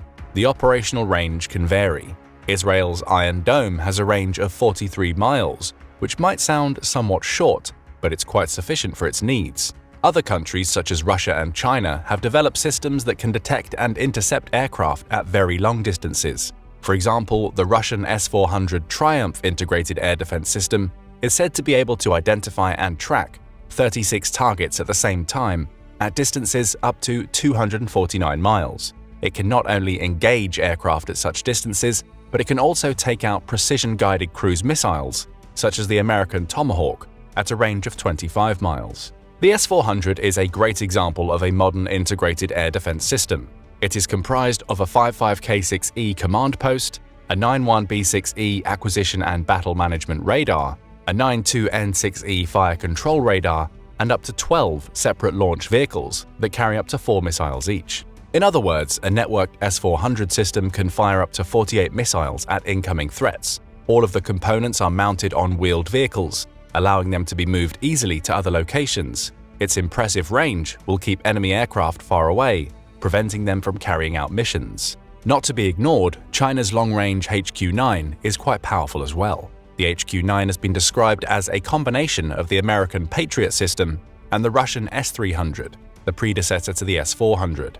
The system can detect incoming aircraft at a range of 125 miles and engage targets 77 miles away. The HQ-9 can be used against a variety of targets, including low-flying aircraft, helicopters, cruise missiles, air-to-ground missiles, and tactical ballistic missiles. It is a shoot-and-scoot platform, which gives it the ability to change its location quickly after firing upon a target. The number of components associated with a battery is up to debate, but includes a command vehicle, a control systems vehicle, a search radar, a target control system, and 6 launch vehicles, each with 4 missiles apiece. It's common for 4 batteries to work together, bringing the total number of missiles to 96. There have also been reports of a new variant of the HQ-9 that has a longer range and better sensor equipment, including a dual-mode, semi-active radar homing and scanning infrared seeker. It has a 180-kilogram warhead, with a proximity fuse, and can fly at speeds of up to Mach 4, making it incredibly hard to intercept. The HQ-9 is a potential nightmare for the US military, even more so because of a chain of artificial islands China is building in the South China Sea. The Great Wall of Sand, as it's become known, is comprised of 7 artificial islands that were constructed by dredging vast amounts of sand and placing it on top of reefs above and below the water. They were then concreted to prevent erosion. Some of these artificial islands are more than 620 miles from mainland China and are being militarized. China has placed a wide range of offensive and defensive systems on these islands, including HQ-9s, anti-ship missiles, and laser and jamming equipment. There's even a 1.87-mile-long airstrip on Fiery Cross Reef that can be used by surveillance planes, fighter jets, and some bombers and cargo planes. These islands serve as an outer protective shield against attacks against the mainland, including ports that can be used for an invasion of Taiwan. They also pose a significant threat to the US Navy, whose ships will need to remain far out to sea until these defensive emplacements are destroyed. And that brings us back to why the US Air Force is developing the stand-in attack weapon. With SEAR, the United States will have a powerful weapon that can overcome even the most sophisticated air defense systems, leaving China susceptible to the full military might of the US Air Force and Navy. It doesn't matter that the HQ-9 can be relocated to a different position relatively quickly. The SEAR will still hunt it down and destroy it. Even if an operator shuts down system components to avoid detection, SEAR is going to find them and get them. That's not good news for China. SEAR is, as the name suggests, a stand-in weapon. That means it's designed to be launched within protected enemy airspace. With SEAR, American stealth aircraft can penetrate contested airspace and come within range of targets that need to be eliminated. And those targets do not need to be close by. SEAR is a long-range missile, and stealth aircraft add to that range. If SEAR can reach it, it can destroy it. Design and deployment of the SEAR will take less time than most new weapon systems. That's because its basic structure is modeled on a new missile being designed for the US Navy, the Advanced Anti-Radiation Guided Missile Extended Range, or AARGM-ER for short. If you aren't familiar with the Extended Range AARGM, you should be. It's quite a powerful weapon itself. The AARGM-ER is a long-range air-to-ground radar hunting missile developed by the US Navy for its FA-18 Super Hornet, EA-18 Growler, and carrier-based stealth F-35C aircraft. It can also be used by the Air Force's fleet of F-35As. The concept of the AARGM-ER is simple. It's meant to take out enemy air detection systems by homing in on enemy electronic transmissions produced by radars, jamming devices, and radio signals. Once a target is identified, the missile adjusts its trajectory and destroys it with devastating effect. It's primarily meant to be used against ground targets, but can also hit moving vehicles and ships. Designed by a subsidiary of Northrop Grumman, Alliant Tech Systems, the development of the AARGM-ER began in 2016. Testing began in 2021 and concluded in 2023. Deliveries are scheduled to begin in early 2024, with the missile becoming fully operational shortly thereafter. So far, the US military has ordered 118 missiles. Other countries, such as Australia, have also placed orders. Australia has ordered 63 missiles, and Finland is interested in acquiring 150. The Netherlands has confirmed that it too will purchase the missile for its F-35s. The missile is about 13 feet long, weighs 467 kilograms, about 1,000 pounds. It includes a multi-sensor guidance system with a passive digital guidance head, active millimeter radar, and a GPS and inertial navigation system. It uses a smokeless solid propellant and can fly at Mach 2. The AARGM-ER uses a passive anti-radiation homing receiver, a millimeter wave radar, a GPS, and an inertial navigation system to identify a target and guide the missile to the target. The warhead uses Northrop Grumman's Lethality Enhanced Ordnance, or LEO, fragmentation technology, which reduces collateral damage while still packing a wallop. Why are we talking about the AARGM-ER? Because it's very relevant to the development of the SEAR. The US Air Force had been following what the Navy was up to with the AARGM for a while, and it liked what it saw. So much so that it started thinking about building a missile of its own that could take out a wide range of targets that wouldn't break the bank and could be developed quickly. Thus, the idea of the SEAR was born. The missile would be designed for the F-35A and carried within its weapons bay, so it doesn't interfere with the aircraft's stealth profile. Although the Air Force recognized that SEAR could potentially be used by other stealth aircraft, such as the upcoming B-21 strategic bomber, it is a weapon for the F-35 first and foremost. And it isn't meant to be a missile designed just to destroy air defense systems. While SEAR will be able to do that, and do it well, the Air Force wanted the missile to do more. It wanted a weapon that could take out a wide range of different targets.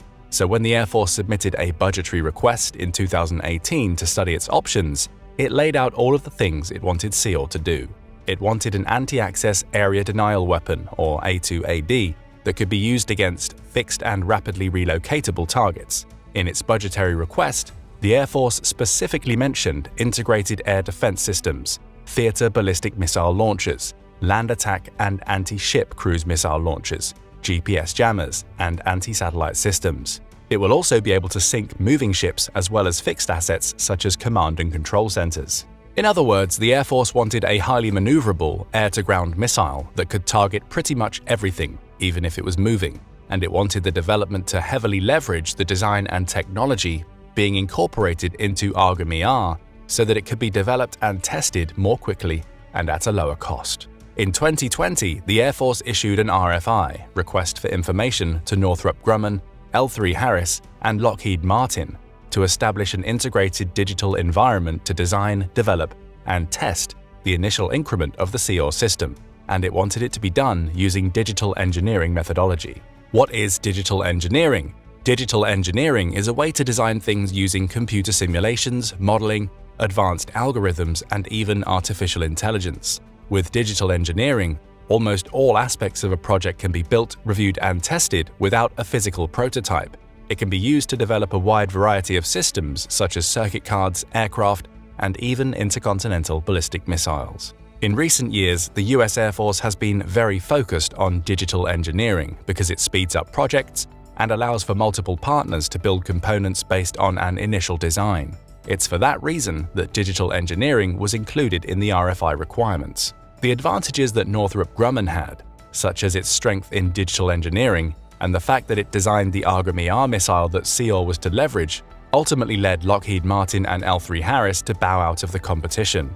So in September 2023, the Air Force awarded a $700 million contract to Northrop Grumman to move forward with the project. Since SEOR is still being designed, there aren't many specific details regarding the missile. But based on what we do know, it looks like SEOR will be a game changer if war ever broke out between the United States and China. SEOR will be a modular platform, meaning that it will be possible to swap out components relatively quickly. It's not clear if the ability to change components will be used to tailor the missile for specific missions or simply make it easier to upgrade.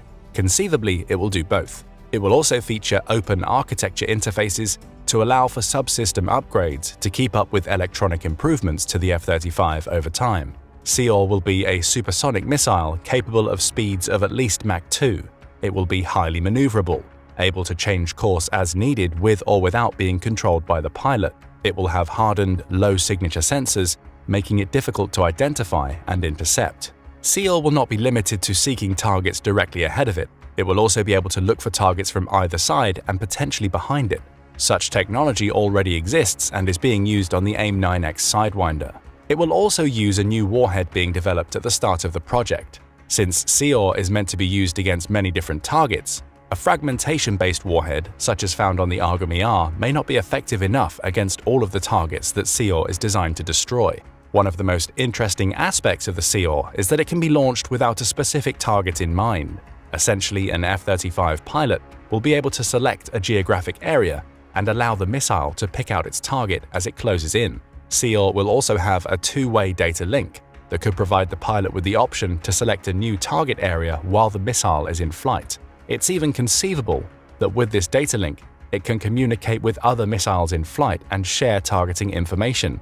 That will be exceptionally helpful in directing standoff missiles that are fired outside of the range of air defense systems. SEOR is the right missile at the right time.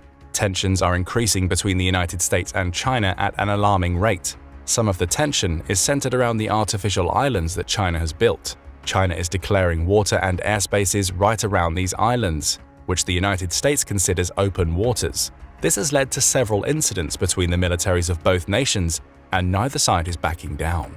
But that's not all. The most likely scenario that would lead to a major conflict between the two powers is a Chinese invasion of Taiwan. Taiwan is an interesting story unto itself. It's part rogue province and part autonomous state. Although most of the global community does not consider Taiwan a country, most major powers maintain unofficial diplomatic and military relations with its government. Even Taiwan is a bit confused as to what it is. None of that matters because mainland China considers Taiwan as part of the People's Republic of China, and it wants it under its complete control. The level of Chinese saber-rattling is intensifying. China even released a documentary in 2023 about its state of readiness to invade Taiwan. In the event of such an invasion, would the United States defend Taiwan? Well, that's a good question. Officially, the United States has been very ambiguous as to what it would do if China attempted to invade Taiwan. Unofficially, it certainly would. We know that because US President Joe Biden has made direct statements that the United States would protect Taiwan. He hasn't been ambiguous about that at all. In a television interview in 2022, Biden was asked if the United States would defend Taiwan. His answer was yes. In any direct conflict with China, the United States need to gain air superiority early on, and that's a problem. As we've seen, the range and sophistication of China's defense network will make it extremely dangerous for American aircraft and naval vessels to operate anywhere close to Taiwan. That's where the SEAL comes in. Because the stealth F-35 can penetrate enemy airspace, SEALs can clear a safe path for non-stealth strike aircraft to carry out their missions. Not only that, SEAL can take out a wide variety of other targets, including anti-ship launchers, that will initially keep the US Navy out of the fight for Taiwan. An actual war between the United States and China is highly unlikely anytime soon. But if such a war does break out in the future, the US Air Force will be ready and able to deal a serious blow with SEAL. What do you think? Can the United States protect Taiwan from a Chinese invasion? How much of an impact will SEAL make in the event of a war between the United States and China? Please share your comments below. If you enjoyed this video, be sure to click the like button and subscribe for more military content and analysis from military experts. How does the United States exercise its control over its nuclear and other strategic forces in a crisis that could happen quickly and take many forms? 2 words: Doomsday plane. The E-6B Mercury has been called the Pentagon's deadliest aircraft, even though it doesn't carry any weapons. Sounds impossible. US scientists and engineers have demonstrated time and time again that impossible is simply another word for challenge, and that's a word the US military never backs down from. America has developed a highly advanced backup system of airborne command and control known as the National Emergency Airborne Command Post, NEACP. This is a fleet of aircraft that are based on commercial airliners such as the Boeing 707 and 747. These are then stripped out and radically modified to include high-tech communications, tracking, and intelligence-gathering equipment. They can take to the air and operate for hours, days if necessary, and provide a vast range of global communications capability in the event of a fast-moving crisis. Some have the capacity to pass on orders to launch nuclear missiles and even to independently launch the missiles themselves. These aircraft have, somewhat melodramatically, been nicknamed the Doomsday planes. But how are these planes different from standard military aircraft? There are several types of airborne command and control aircraft that provide emergency coverage in a crisis, all with slightly different levels and types of capability. Air Force One is the President of the United States' personal jet. It is fitted with a range of highly classified defense and communications gear, allowing the President and his key staff to be moved quickly and safely away from the crisis area while still remaining fully in charge of developing situations and able to authorize all necessary government military actions. It also has a reputation for its great food. The E-4B Night Watch has more command and control capabilities than Air Force One. It supports the President and Secretary of Defense and operates around 42 separate communications systems and allows them to conduct the full spectrum of military operations. It's been designed to be able to withstand a nuclear war environment and with in-flight refueling can be in the air for days. The E-3 AWACS Sentry is an early warning and control aircraft that provides a real-time picture of the battle space before and during a conflict, particularly including the movements of hostile aircraft hundreds of miles away. It's worth noting that, to the best of our knowledge, only one other nuclear-capable state operates a similar airborne command and control concept. The Russian Air Force operates, or it might now be operated, as the reliability and maintenance state of Russian aircraft is rarely clear, an Ilyushin Il-80 command and control aircraft with a broadly similar function to the E-4B. It probably qualifies as a Doomsday aircraft. The Il-80 came into service in the 1980s and may have reached or passed its natural shelf life. The Russians are understood to be planning a replacement based on the Ilyushin Il-96 airliner. But our particular interest today is the E-6B Mercury. It has the capabilities of Air Force One and the E-4B, but has one further extra special feature. It can independently launch ballistic missiles from US Navy nuclear submarines. Let's dig into the details of this fascinating aircraft. The fleet of E-6B Mercury aircraft is the current generation of American Military Airborne Command Post. It was commissioned in the late 1980s as a replacement for its predecessor, the EC-130Q, which was a modified communications variant of the robust and flexible, but aging, C-130 Hercules transport aircraft. The EC-130Q had been operational in this role between 1963 and 1993, which is a long time for a critical, high-tech piece of strategic security infrastructure. The E-6 Model A was based on a modified Boeing 707-300 airframe. Production of the aircraft began at the Renton Boeing factory in December 1986, and the US Navy began putting it through trials from July 1988. It entered operational service in August 1989, right at the end of the Cold War. It has two roles. The first was similar to its predecessor, with a concept of TACAMO, take charge and move out. TACAMO meant the aircraft needed to be able to survive a nuclear warfare environment and provide critical encrypted communications between the key American decision-makers, such as the President, Vice President, and Secretary of Defense. The E-6 provides the airborne element of the TACAMO system. The second role is to act as an airborne strategic command post. The E-6 is fitted with an Airborne Launch Control System, ALCS. This allows it to directly launch intercontinental ballistic missiles. The E-6B is therefore designed to provide command and control of US nuclear forces in the event of a crisis, particularly if control from the ground was lost. The capabilities of the E-6 were designed to mirror those of the land-based command systems, hence the term Looking Glass or Operation Looking Glass given to the aircraft mission. This means that if the Global Operations Center at Offutt Air Force Base in Nebraska went down for any reason, the Looking Glass mission would seamlessly and instantly replace any lost command and control capacity. In its TACAMO role, it's designed to be as independent as possible, to avoid being reliant on other forces, units, or systems that might be taken out.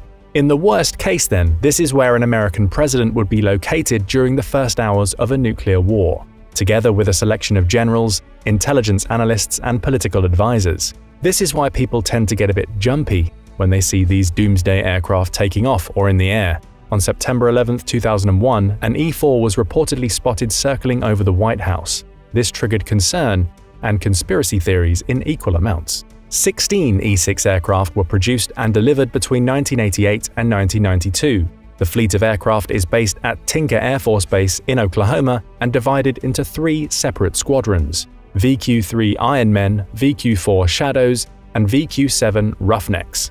VQ-3 and VQ-4 are operational squadrons, while VQ-7 is the fleet replacement squadron. In case of damages and losses, it provides for the training of the aircrew. The VQ-3 squadron was the first to receive the E-6, with VQ-4 receiving its aircraft in January 1991. The fleet can also operate on the West Coast, at Travis Air Force Base, and on the East Coast at Patuxent River in Maryland. In autumn 1991, at the request of the Navy, the name of the E-6 family was changed from Hermes, the Greek god of trade, to Mercury, the Roman god of commerce, communication, and travel. The E-6 has a normal crew size of 22, although this depends on the mission. It has a maximum speed of 610 miles per hour and a flight range of 7,600 miles. It can operate at an altitude of 40,000 feet and is fitted for in-flight refueling. It can fly for 10 hours with no refueling, for 28 hours with one refueling, and up to 72 hours, i.e. 3 days, with multiple refuelings. It cannot fly much longer than this, as many aspects of key maintenance can only be performed on land. Inevitably, with such a complex piece of equipment, the rapid speed of communication technology and the developing requirements of the military, a large program of modifications was initiated. This took the E-6A and upgraded it to a new model, the E-6B. This was a major reworking of the battle staff area, the flight deck, and other equipment. A new next-generation cockpit system was added to improve situational awareness. As the E-6B now took on its dual role, it soon became clear that there was less scope to train new crew on the job in the aircraft during missions. To improve the capacity to train crew members, the British Royal Air Force sold an E-3D Sentry aircraft back to America. It was refitted in order to recreate the communications equipment and environment within the E-6. This then allowed ground-based training to take place without encroaching on the requirements of operational missions. The first E-6B was delivered in December 1997, and the upgrading was completed for all aircraft by December 2006. Like many of the airborne command and control aircraft, the E-6 is hardened to protect itself from the electromagnetic pulse (EMP) that's generated following a nuclear detonation, or a lightning strike or a solar storm. The EMP is a sudden and powerful burst of electromagnetic energy that can knock out radio, communications equipment, electrical networks, computers, and electronic gear, potentially over hundreds of miles. The aircraft is also protected against cyber attack. To keep the fleet flying and up to date, regular modernization and maintenance activities are crucial, particularly as the airframe gets older. But why is it crucial for the US to have a Doomsday plane? What are some of the actual threats waiting on the horizon? There are many security threats in the world at present. China is threatening Taiwan, and Russian forces have thrust deep into Ukraine. Global terrorist organizations such as Islamic State and Al-Qaeda continue to pose serious threats to American and Western assets and governments, and the risk of a nuclear exchange has not receded. Russian President Vladimir Putin, as the Russian army struggles and suffers mightily in Ukraine, has several times made intentionally vague references to his nuclear forces. In June 2023, Russia deployed tactical nuclear weapons into Belarus, right up against the NATO members of Poland and the Baltic states. The world is ever more dangerous. In July 2023, President Joe Biden stressed that the threat from Russian nuclear weapons is real. The Boeing 707 airframe is old. It came into service in the late 1950s. The E-6 itself came into service at the end of the 1980s. There are perhaps only so many upgrades that can be squeezed in. Regular maintenance is essential, and stress corrosion cracks have been detected during routine checkups of the E-6. Other inevitable risks include wear and tear on engines, metal fatigue, and obsolescence of parts. A $110 million modification program recently awarded to Northrop Grumman will enhance the performance of the command and control capabilities. But like all military procurement processes, one system comes to an end and another is conceived. As the E-6 system begins to come to the natural end of its life, there's much debate about what a replacement system should look like. It's crucial that any new system is introduced in a timely manner to allow an overlap in capability. The role of the E-6B and its successors is very much a no-fail mission. The US Air Force is now understood to be looking at replacing 3 aircraft systems, the E-4, the C-32, and the E-6, in one combined program known as NEAT. But nothing is clear yet. It should not be automatically assumed that the replacement concept for the E-6 will be a similar Boeing-based air system. Other possibilities might emerge as America analyzes what type of threats it might face over the next 30 years, and Congress considers what budget and priorities can be allocated to the military if it's decided that an airborne command and control role is still necessary in the 2020s and beyond. Technology, capabilities, and demands have increased. Types of threat have diversified. The potential global battle spaces have become more complex, and the demands on aircraft and crew have increased. Perhaps remote-piloted aircraft might provide a solution. Could they take on part or all of the mission requirement? Maybe the capabilities and roles of E-4 and E-6 aircraft could be merged into one system, or even fitted into the C-32 version of the Boeing 757 intercontinental liner. Other reports suggest that a version of the C-130, the C-130J Super Hercules, might be used for testing new systems for the TACAMO role. Inevitably, most of the debate and decisions will be shrouded in secrecy. But one thing is clear: the ability to know what's going on and to be able to communicate and to respond in a complex and fast-developing crisis is absolutely crucial for the United States and her allies. For the best part of 40 years, the E-6 Mercury squadrons have been a vital part of America's command and control system, ready to respond to major national and global crises, up to and including nuclear war. The E-6 provides a backup in the event that normal land-based command and control systems have been rendered ineffective. Its dual-role capability to provide survivable communications and to act as an airborne command post gives it unique global flexibility and capability. For reasons of national security, the US government is loath to acknowledge the existence and activities of the E-6, and rarely talks in any sort of detail about the capabilities and role of the E-6 and the other Doomsday aircraft. Now in 2023, the commanders and crews of the E-6 Mercury continue to train and prepare for something they must surely hope they never have to do: to launch an LGM-30G Minuteman III intercontinental ballistic missile. It's a curious thought to ponder, that the E-6 will be considered to have successfully completed its mission if it never has to be used in anger at all. This must surely be the way we should think of all Doomsday aircraft. But what do you think? Does America really need its Doomsday plane? If so, what do you think is the biggest current threat that might make the US use it? Let us know in the comments, and don't forget to subscribe for more military analysis from military experts. The US would come to Taiwan's aid if China attacked. That's the most common scenario for the wargame simulation. For the last decades, China has been rising and making it clear that Taiwan should undoubtedly be its territory. At the same time, it is seductive to ask, could the US conquer China on its own? More and more governments are looking to war as an effective way to resolve long-standing conflicts, and tensions between the US and China are rising from time to time.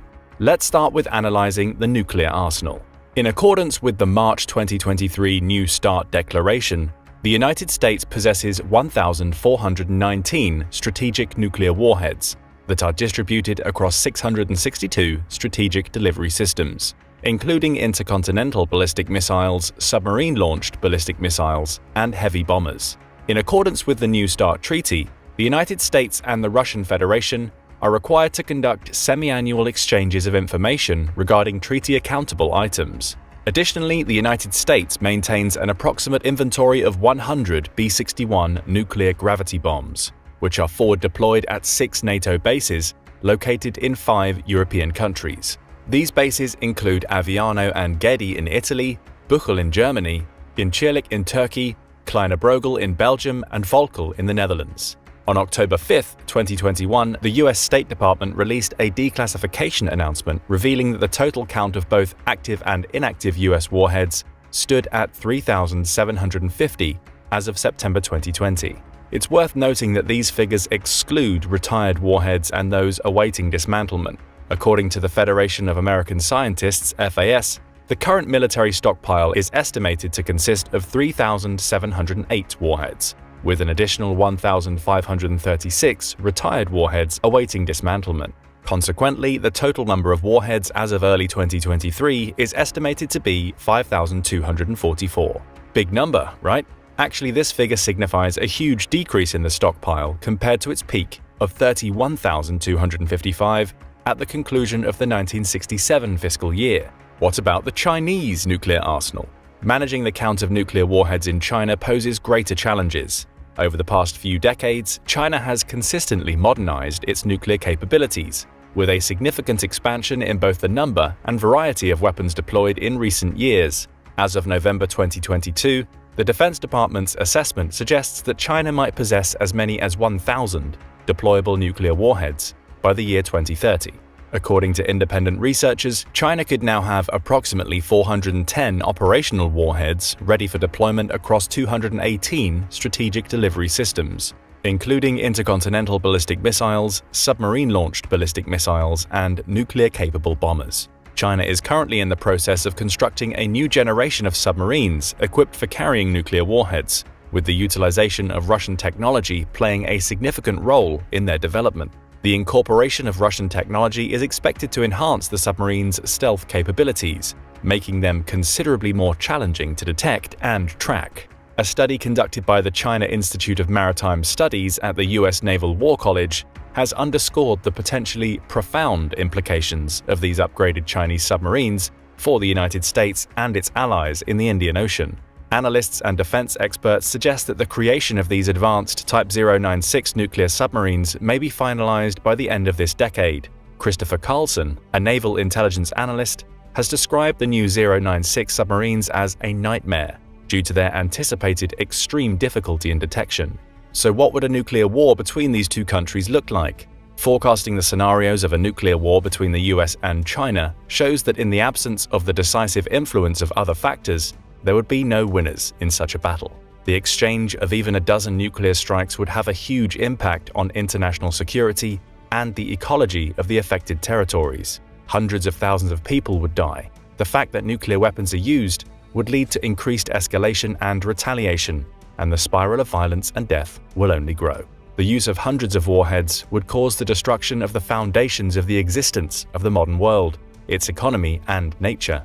If the US and China decide to use all their nuclear warheads, the result would be sub-zero temperatures within a few years, and most of the planet's population would die of starvation or disease. That is why most experts avoid the prospect of using nuclear weapons during such a conflict. At the same time, there are opinions that China may be able to use it if it feels it poses a significant threat to its own security. During war, the leaders do not always think rationally. In general, the USA has the second largest nuclear arsenal in the world, and China has the third, but the usage would be a loss for both sides. Okay, the mutual destruction by nuclear weapons is obvious, but who is stronger in other types of armed forces? Let's begin with the Air Force. The modern air power of the United States Armed Forces stands unrivaled, boasting a formidable fleet of over 13,000 aircraft across various categories, with over 5,000 of those just in the Air Force. China can only dream about such a number. This comprehensive inventory encompasses combat and direct attack aircraft, alongside a substantial complement of transport planes, aerial refuelers, specialized mission platforms, and training aircraft, including both fixed-wing and rotary-wing models. Through ongoing modernization efforts, select Cold War-era aircraft have been effectively adapted for contemporary battlefield demands. Additionally, the US Air Force has made significant strides in its commitment to next-generation platforms like the F-22 and the F-35. The US Air Force remains unique in its possession of a dedicated bomber fleet capable of conducting conventional and nuclear missions. Furthermore, its Special Mission Force excels in various specialized airborne operations, offering invaluable support to Allied aircraft and ground commanders. The US Navy maintains an expansive carrier force, enabling it to project power and engage adversaries worldwide effectively. Yes, US troops are everywhere in the world. The US Marine Corps boasts an impressive array of aircraft, rivaling and often surpassing the capabilities of top-tier international air services. US Army aviation is anchored by a vast rotorcraft fleet, featuring the AH-64 Apache attack helicopter and the UH-60 Black Hawk as prominent examples. A breakdown of the US Air Force's composition reveals that nearly 25% are combat direct attack aircraft, close to 40% are rotorcraft helicopters, 7.4% constitute the transport fleet, 18.4% are dedicated to training, and 9.4% serve in special missions and other roles. The most popular models are Boeing AH-64 Apaches 808, Lockheed F-16 Fighting Falcons 775, Sikorsky SH-60 Seahawks 508, Northrop T-38 Talon 497, Raytheon T-6 Texan IIs 445, Boeing CH-47 Chinook 394, Boeing KC-135 Stratotanker 388, Airbus UH-72 Lakota 367, Lockheed F-35 Lightning II 310. Discussing the future strategy of the United States Air Force is a crucial and high-stakes topic. The 2022 National Defense Strategy underscores the importance of deterrence through denial, urging the Department of Defense to explore asymmetric approaches and enhance its posture of denial to discourage potential aggression, particularly in scenarios where adversaries might attempt swift territorial acquisition. The debate at hand within the broader discussion centers on how to implement this approach, with two prevailing schools of thought. The first school of thought emphasizes the significance of air superiority and the capability to overcome China's air force as vital elements in achieving effective deterrence. The second line of thought advocates a defensive strategy. Let's take a look at the Chinese Air Force next and see how they compare to the US. Upon closer examination, Chinese air power reveals a predominant reliance on a copy-and-paste approach for many of its frontline combat assets, comprising a total of 3,044 units, or only a little over half of the US Air Force's 5,000 aircraft. These Chinese entries predominantly originate from Soviet, Russian, French, Israeli, or American sources, with few genuinely domestically developed products to highlight. Although their overall quality and battlefield effectiveness remain largely unproven, the Chinese military can boast significant quantities to deploy in the event of a full-scale conflict. The foundation of modern Chinese air power is primarily attributed to contributions from the former Soviet Union, modern Russia, and more recently, France. A breakdown of the Chinese Air Force's composition reveals that 47.5% are combat direct attack aircraft, almost 40% are rotorcraft helicopters, 8.8% constitute the transport fleet, 12.3% are dedicated to training, and 3.4% serve in special missions and other roles. The most popular models are Chengdu J-7 Fishcan 387, Shenyang J-11 Flanker L 315, Milhai 17 HIP 242, Chengdu J-10 Firebird 235, Harbin Z-9 175, Hongdu JL-8 170, Zhan H-6 120, Changzhou 10-106. As you can see, it's not so impressive compared to the US. Does this mean the US would ultimately beat China in an aerial battle? In the event of a conflict, the foremost objective of the US Air Force would be to wrest air superiority from China. Simultaneously, it is essential to weaken Chinese forces by employing precision strikes from a considerable distance. When the pivotal moment arises, the Air Force can execute a sudden, forceful shift to offensive air superiority, akin to wielding a swift and decisive retribution. To attain air superiority, American forces will need to target China's robust, integrated air defense systems, including critical assets within the mainland, such as air bases, radar installations, air defense assets, and potentially command and control centers. Conversely, China's primary aim is to maintain control over its airspace. Their strategy centers on denying access to their airspace to limit the US's capacity to achieve and utilize air superiority for offensive military operations. This approach allows for resource preservation by employing a substantial quantity of smaller, cost-effective weapons distributed across various locations. The defender of airspace aims to endure the initial air and missile strikes from the adversary and subsequently contest control over the airspace. Conversely, the attacker seeking air superiority against modern air defense systems must overcome multiple layers of defense across various ranges and altitudes. The advantage clearly lies with the defending side. Attempting to breach heavily fortified Chinese airspace would likely result in significant losses. If a US endeavor to secure air superiority and swiftly defeat Chinese invasion forces proves unsuccessful, it could lead to a catastrophic defeat that jeopardizes the Air Force's ability to sustain a defensive war of attrition. These factors collectively erode deterrence. China deploys a mix of Russian-manufactured and domestically produced air defense systems, with the capability to track and engage enemy aircraft. The technological sophistication of these weapons, coupled with their potential for upgrades, presents significant challenges for the United States in its quest for air superiority in a large-scale engagement. China's air defense arsenal includes the formidable Russian-built S-300 and S-400 surface-to-air missile systems, renowned for their effectiveness worldwide. These systems can undergo upgrades to enhance their capabilities further. The latest iterations of the S-400 and upcoming Russian S-500 missiles are interconnected thanks to high-speed computer processing that enables precise, long-range threat detection. These systems offer extended range and heightened sensitivity compared to their predecessors. However, it's important to note that the ability to detect the presence of an aircraft in the sky doesn't guarantee continuous tracking or successful engagement of the aircraft. China's air defense threat extends beyond Russia's built systems, as the People's Liberation Army Air Force complements them with domestically developed systems. China operates its indigenous HQ-9 surface-to-air missiles and is actively working on the HQ-19 missile systems, designed to counter ballistic missile warheads. As a result, any potential aerial assault over mainland China would likely require aircraft to operate at higher altitudes to avoid detection by air defense.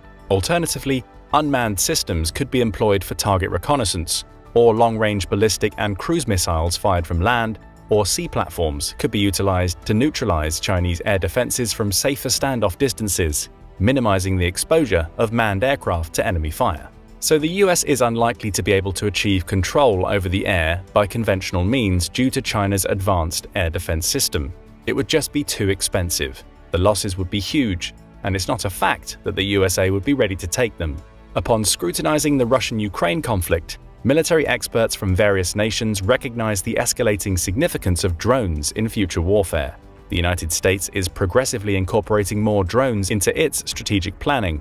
The objective is to compel China to expend costly missiles to eliminate a plethora of inexpensive and readily available UAVs. Drones are poised to enhance reconnaissance capabilities, neutralize air defense systems, target naval vessels, and deplete enemy resources more effectively. Concurrently, China is actively advancing its drone programs and scaling up production efforts. In alignment with this trend, a new strategy within the US Air Force proposes a pivotal role for drones, operating in coordination with fighter aircraft. The US Space Force envisions drones not as independent combat units but as integral components of the Air Force's Collaborative Combat Aircraft initiative. In this concept, a manned fighter is accompanied by an AI-equipped and armed drone, designed to be cost-effective and capable of autonomous and paired operations. The outcome of a potential drone confrontation between the United States and China remains uncertain, but these unmanned systems possess the potential to yield significant advantages and disadvantages for both sides. And what about the trial weapon? Army ground forces. US ground forces are undergoing a comprehensive modernization effort to align with the demands of contemporary warfare, moving away from Cold War-era doctrines toward a more agile and mobile fighting force. The US Army's composition comprises 416,504 units, categorized into various types: 361,127 utility and engineering vehicles, 44,124 infantry fighting vehicles, 4,657 combat tanks, 3,000 air defense units, 2,322 artillery SP, and 1,267 artillery towed. At the forefront of advancing ground forces is the M1 Abrams main battle tank, MBT, renowned as one of the heaviest modern tanks. Weighing between 57 and 61 tons, the Abrams is equipped with multi-layer composite armor, which incorporates depleted uranium for its high-density properties and operates on gas turbine engines running on jet fuel. Because of this, of course, the speed of the vehicle suffers, a little more than 41 miles per hour. This American tank has been in service with the US Army since 1980. The latest iteration, the M1A2 SEP variant, features advanced computerization, thermal imaging, and GPS systems for remote weapon control. The Abrams tank has played pivotal roles in conflicts such as Operation Desert Storm, Enduring Freedom, and Iraqi Freedom. Multiple Abrams tank modifications exist to meet diverse operational needs. Additionally, the M2 Bradley Infantry Fighting Vehicle, IFV, is a staple in the US military's inventory. This American-tracked IFV, produced by BAE Systems Land and Armaments, features a conventional IFV layout, with the engine transmission compartment at the front and the infantry compartment in the rear hull. Its crew comprises a commander, gunner, and mechanic driver, and the BMP is capable of carrying up to 7 paratroopers. The M2 Bradley boasts an aluminium body and laminated armor, providing protection against 0.57-inch caliber bullets. It is armed with a 0.98-inch M242 automatic cannon and 2 BGM-71 TOW launchers, which demonstrated its prowess in countering Soviet tanks during the Persian Gulf War. An essential addition to the US military is the Striker, which has expanded its presence due to its versatility across a range of battlefield roles. General Dynamics Land Systems manufactures the Striker armored combat vehicle, which has been in service since 2002. With 350 horsepower, the Striker achieves a range of 329 miles and a speed of 38.5 miles an hour. It can accommodate 2 crew members and 9 passengers, with the driver being able to switch between 8x4 on-road and 8x8 off-road modes. Various weapon systems can be mounted on the Striker, such as the 12.7 M2 Browning machine gun or the Mark 19 grenade launcher. Moreover, the Striker is equipped with a V-shaped bottom and Mexus modular composite armor capable of withstanding 12.7 caliber bullets. The US military is also incorporating an expanding fleet of wheeled vehicles, drawing from experiences in urban warfare in Afghanistan and Iraq. As we can see, the US has significant forces. But what about China? In the historical context, the Chinese land forces have traditionally relied on the Soviet Union and later Russia as their primary sources for military hardware, with recent diversification including Western support, notably from France. An increasingly noteworthy trend is the development of indigenous Chinese solutions to meet local requirements across a spectrum of categories, including main battle tanks, armored fighting vehicles, artillery systems, multiple rocket launchers, and security vehicles. In total, the Chinese land forces maintain and operate a substantial fleet of nearly 200,000 armored and unarmored vehicles, alongside a considerable artillery force, solidifying their position among the world's top 4 land forces. This inventory encompasses 121,300 utility and engineering vehicles, 17,020 armored fighting vehicles, 5,015 combat tanks, and 4,591 artillery pieces. The Type 96, initially designed as the Type 88C, represents a key component of the People's Liberation Army's tank forces and was a main battle tank introduced into service in 1997. Its development commenced shortly after the conclusion of the Gulf War in 1991. The Type 96 marked a milestone as the first Chinese tank equipped with a 4.92 inches smoothbore gun and automatic loader. The tank features a forced liquid-cooled diesel engine generating 1,000 horsepower, facilitating a maximum speed of 40 miles per hour. Its main gun is an unlicensed copy of the Russian 2A46M, boasting a barrel length of 48 calibers.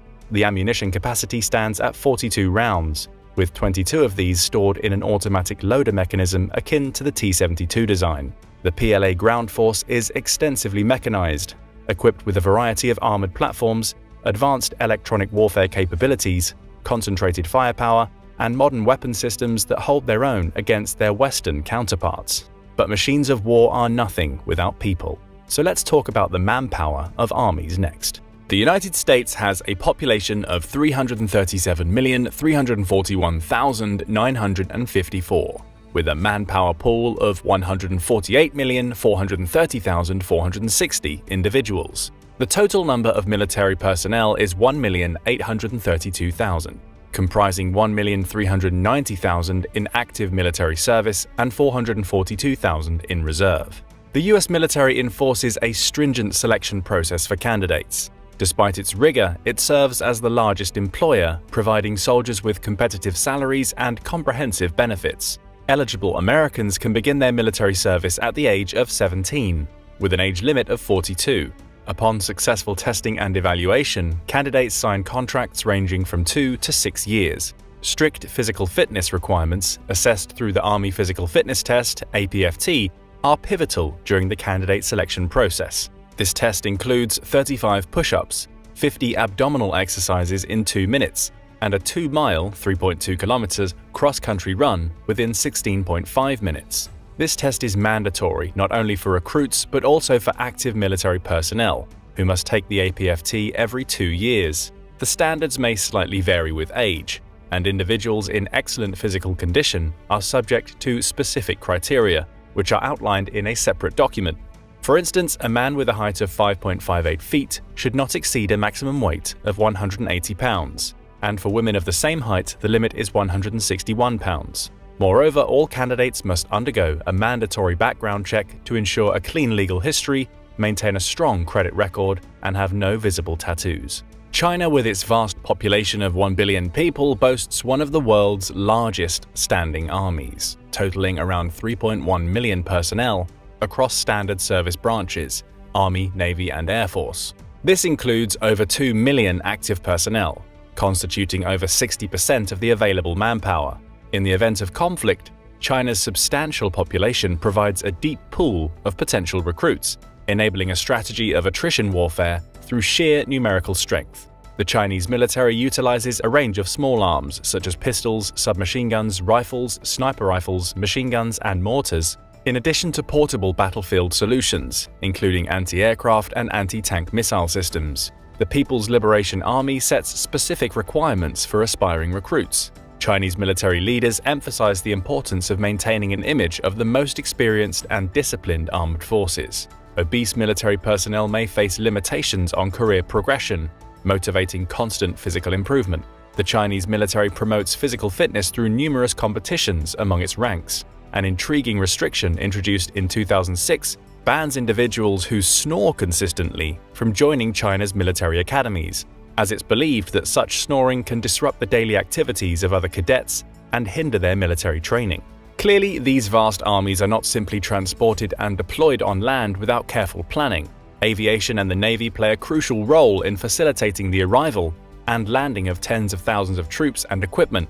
Therefore, let's examine the critical component for such operations, the naval fleets. The US Navy's carrier fleet sets it apart significantly from its regional rivals. At the forefront are 10 nuclear-powered carriers from the Nimitz class, which, while rooted in Cold War concepts and technologies, have led the service to invest heavily in the new Gerald R. Ford class, promising to enhance US naval capabilities. Currently, only one of these supercarriers is in active service. Additionally, the carrier force is supplemented by straight-deck amphibious assault ships, primarily designed for rotorcraft operations, but also capable of supporting fixed-wing strike aircraft like the AV-8B and advanced F-35 VTOL aircraft. The attack submarine fleet consists of all-nuclear submarines, including remnants of the Cold War era like the Los Angeles, Ohio, and Seawolf classes, as well as the more modern Virginia-class boats, which are gradually replacing the older Los Angeles vessels. The guided missile cruiser fleet, also a product of the Cold War period, is slated for reinvestment with the introduction of a modern frigate design, as the current destroyer-heavy fleet lacks such vessels. The US Navy maintains a functional mine and countermine force, patrol vessels, and the historic three-masted USS Constitution, the oldest active ship afloat. The Navy also operates various support ships that streamline a wide range of naval operations. So how does China fare in this category? The People's Liberation Army Navy, PLAN, has made significant advancements over the past few decades, enhancing its surface and undersea vessel capabilities and bolstering support ships. Now it's as close to US capabilities as ever before. An essential component of its power projection strategy, both regionally and globally, is the growing strength of its fixed-wing carrier fleet, currently consisting of 2 carriers. This force will soon be augmented by 2 indigenous designs, offering improved capabilities for blue water environments. The submarine fleet, which includes over 70 boats from multiple classes, still has some life left in it, with only a few beginning to show signs of aging. The destroyer fleet is relatively young, with some of the oldest units not yet reaching 30 years in service. Similarly, the frigate fleet is youthful, with a few exceptions, and currently includes only 40 vessels.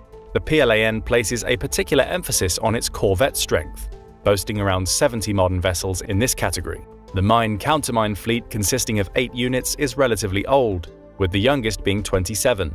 The offshore strength hulls are also approaching a critical stage in their service lives, with the 10 vessels being over 25 years old. The amphibious assault force has seen a revival with the introduction of modern players designed for helicopters and transport operations from ship to shore. Additionally, 24 vessels are on order, strengthening the fleet in the carrier, submarine, destroyer, and landing helicopter dock categories. Overall, the PLAN has made significant progress in enhancing its naval capabilities. Its ultimate goal is to one day challenge the United States as the world's preeminent naval power. So which navy would win? At present, the United States regards the Chinese Navy as a formidable force, capable of contesting American naval dominance in the Western Pacific Ocean during a military conflict. This marks the primary strategic challenge for the US military since the end of the Cold War. It's worth noting that this is a pivotal moment in the contemporary era of global geopolitical competition. Throughout history, naval arms races and fleet rivalries have consistently foreshadowed shifts in global leadership.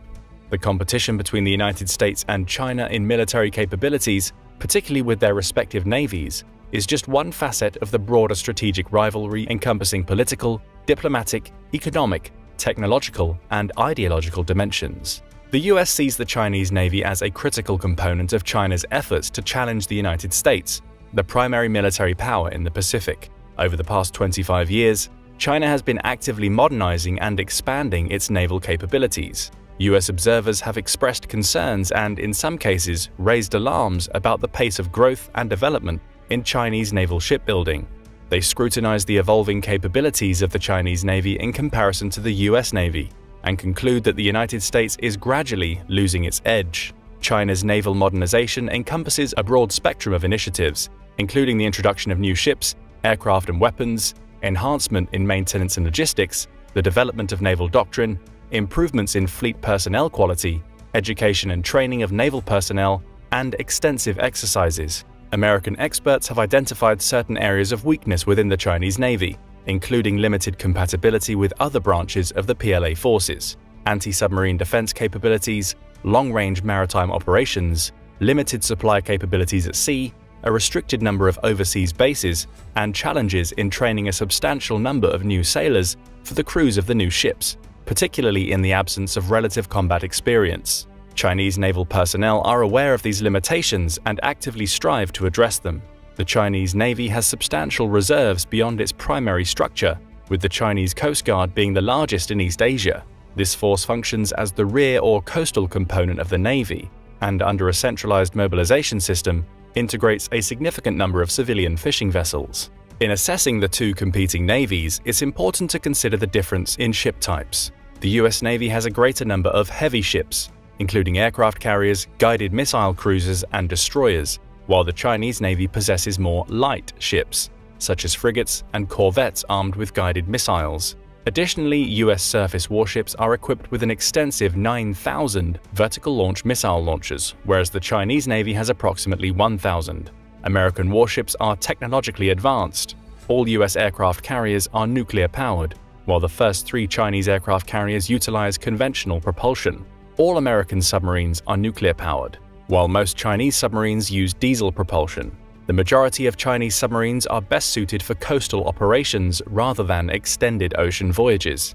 Anti-ship ballistic missiles are a key asset in China's naval capabilities in a potential conflict with the US. The Chinese missile forces are armed with 2 types of medium-range anti-ship ballistic missiles: the DF-21D, with a range exceeding 932 miles, and the DF-26, with a maximum range of approximately 2,485 miles. Both systems are deployed on specialized mobile launchers. Moving on, which one of these countries has the upper hand when it comes to strategic positioning? In a hypothetical scenario where the United States attempts to conquer China independently, geographical factors come to the forefront as crucial determinants of the conflict's outcome.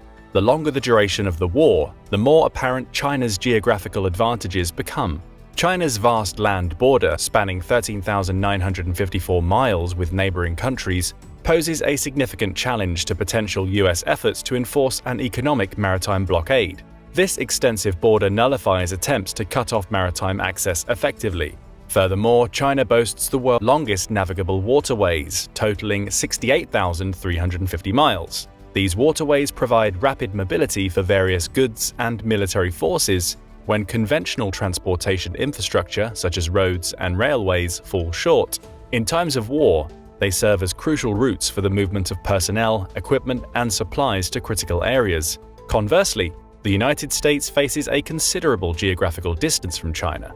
It's like half of the world. That would stretch its supply chains significantly, seriously impacting the dynamics of the conflict. Nonetheless, one favorable factor for a potential invasion is China's lengthy coastline, extending over 9,000 miles. A lengthy coastline necessitates a substantial commitment to homeland defense, as it provides open access to deep water sources. Many nations have, therefore, developed specialized coastal patrol craft and amphibious assault forces to mitigate concentrated sea-based attacks.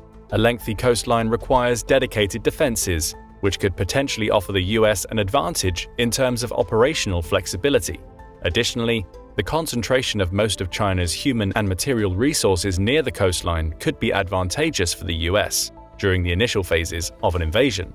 Thus, at the beginning of the war, the geography of China will be its disadvantage, which will eventually become a tangible advantage in the event of protracted attempts to conquer it. To comprehensively analyze this scenario, it's essential to delve deeper into the economic aspects as well. The United States, once the world's largest trading nation and a primary bilateral creditor, has seen a shift in global dynamics. Presently, nearly 100 nations consider China their foremost trading partner, while the United States maintains such a relationship with only 57 countries. China's influence has grown over the past decade, marked by a substantial commitment of $1 trillion to infrastructure projects through its Belt and Road Initiative. Whereas US aid contributions have diminished, the United States wields remarkable financial clout through its extensive transnational financial institutions and the global prominence of the US dollar. The majority of foreign exchange reserves are held in dollars, with only a small portion denominated in yuan. The US remains a frontrunner in the development of pivotal technologies, including bio, nano, and information technologies, that will be pivotal in this century's economic growth, although China has been making substantial efforts to establish formidable competition. Furthermore, the United States enjoys an advantageous position in terms of energy resources. Over the past decade, the shale revolution has transformed China into a net energy exporter, while China's reliance on energy imports has increased. Maintaining access to global resources during a conflict would be a significant advantage for the US, while China may require time to diversify its supply sources. Nevertheless, relying excessively on allies during a prolonged war could be a risky proposition. The cost of materials in the US National Defense Reserve has significantly decreased since 1952 by over 95%. In contrast, China's strategic reserves hold a considerably larger quantity of critical mineral resources. For example, China's strategic stockpiles contain approximately 7,000 metric tons of cobalt, whereas the US National Defense Reserves holds just over 300 metric tons, down significantly from more than 24,000 in 1990. This may lead to an underestimation of the critical mineral reserves required for stockpiling, considering the potential duration of a US-China conflict. In the context of a short and intense war, the emphasis would likely be on replenishing ammunition, as constructing and deploying new platforms would be impractical before hostilities began. The ability to replenish resources, as demonstrated in the Russian-Ukraine conflict, holds substantial importance in such scenarios. One significant resource deficiency in China pertains to semiconductors, as the majority of these critical components are either imported or manufactured by foreign suppliers. Semiconductors, often referred to as the oil of the 21st century, serve as the foundational technology in a wide range of devices, including smartphones, satellites, and anti-missile defense systems. The intricate process of advanced chip manufacturing is among the most complex in the manufacturing industry, involving over 1,000 production stages and lasting 3 to 4 months. That's a long time for a war between such influential states. For Chinese economists, achieving semiconductor self-sufficiency is of paramount importance. China has established substantial investments in the semiconductor industry. However, it lags behind Taiwan by approximately a decade in several crucial areas. China's overarching goal is to establish what is known as a closed loop, where domestic companies would oversee every aspect of the sector, including raw materials, engineering, chip design, manufacturing, and assembly. Conversely, the United States maintains dominance in the semiconductor sector, primarily due to its leadership in research, development, and design. How clever they are. The US has largely outsourced the production of advanced chips, primarily to Taiwan. Over time, the US share of global semiconductor production has decreased significantly, from 37% in 1990 to approximately 12%. In the event of a conflict between the United States and China, Taiwan's specialization in chip manufacturing would exacerbate global challenges. If China refrains from attacking Taiwan, the United States would have a significant advantage by maintaining Taiwan as a crucial ally. If China attacks, it will be another impetus to the world financial crisis that will arise due to the war. It's also important to understand that the US and China are each other's largest trading partners. A war between them would have a huge impact on the economies of both countries and the world. Now it's time to analyze the last important factor in the war: potential allies. Here's another consideration to keep in mind when contemplating a conflict. Who are your allies? Given the current global landscape, the United States faces a challenge in concentrating all its efforts solely on China.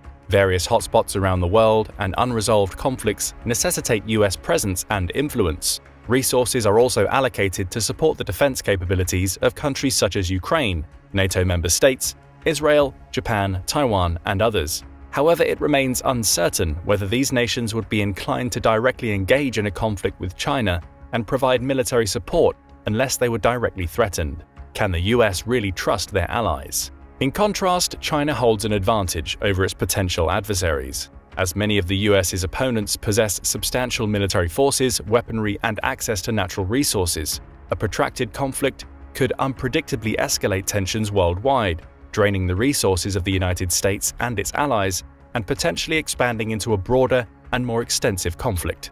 Economically, the US's allies wield significant influence, but the global financial crisis that could arise in the wake of a conflict's onset makes it challenging to predict the extent of their support. An intriguing question pertains to whether the United States has allies within China, individuals or groups dissatisfied with China's policies, such as the Uyghurs. The strength of the Chinese system during times of war, the potential for elite collusion, and the possibility of capitulation all remain uncertain. It's also difficult to anticipate the feasibility and consequences of political assassinations of leaders in both the USA and China, and how such events would alter the course of the conflict. Conversely, democratic institutions in the United States have consistently demonstrated resilience. Simultaneously, strong pacifist and isolationist movements within the US can exert pressure on the government to seek an earlier end to the conflict. Therefore, predicting the domestic and global reactions to this conflict is difficult. If, in our theoretical case, the USA would like to conquer China, then time will not play in their favor. So, can the US conquer China on its own? The answer is probably not. Despite the superiority of many types of modern weapons, the USA will not be able to do this on its own. Even in an alliance with other NATO countries, this will be difficult because of the advantages that a defending country receives and the huge resources China has to do so. Do you think this might change in the future? Let us know in the comments, and don't forget to subscribe for more military analysis from military experts.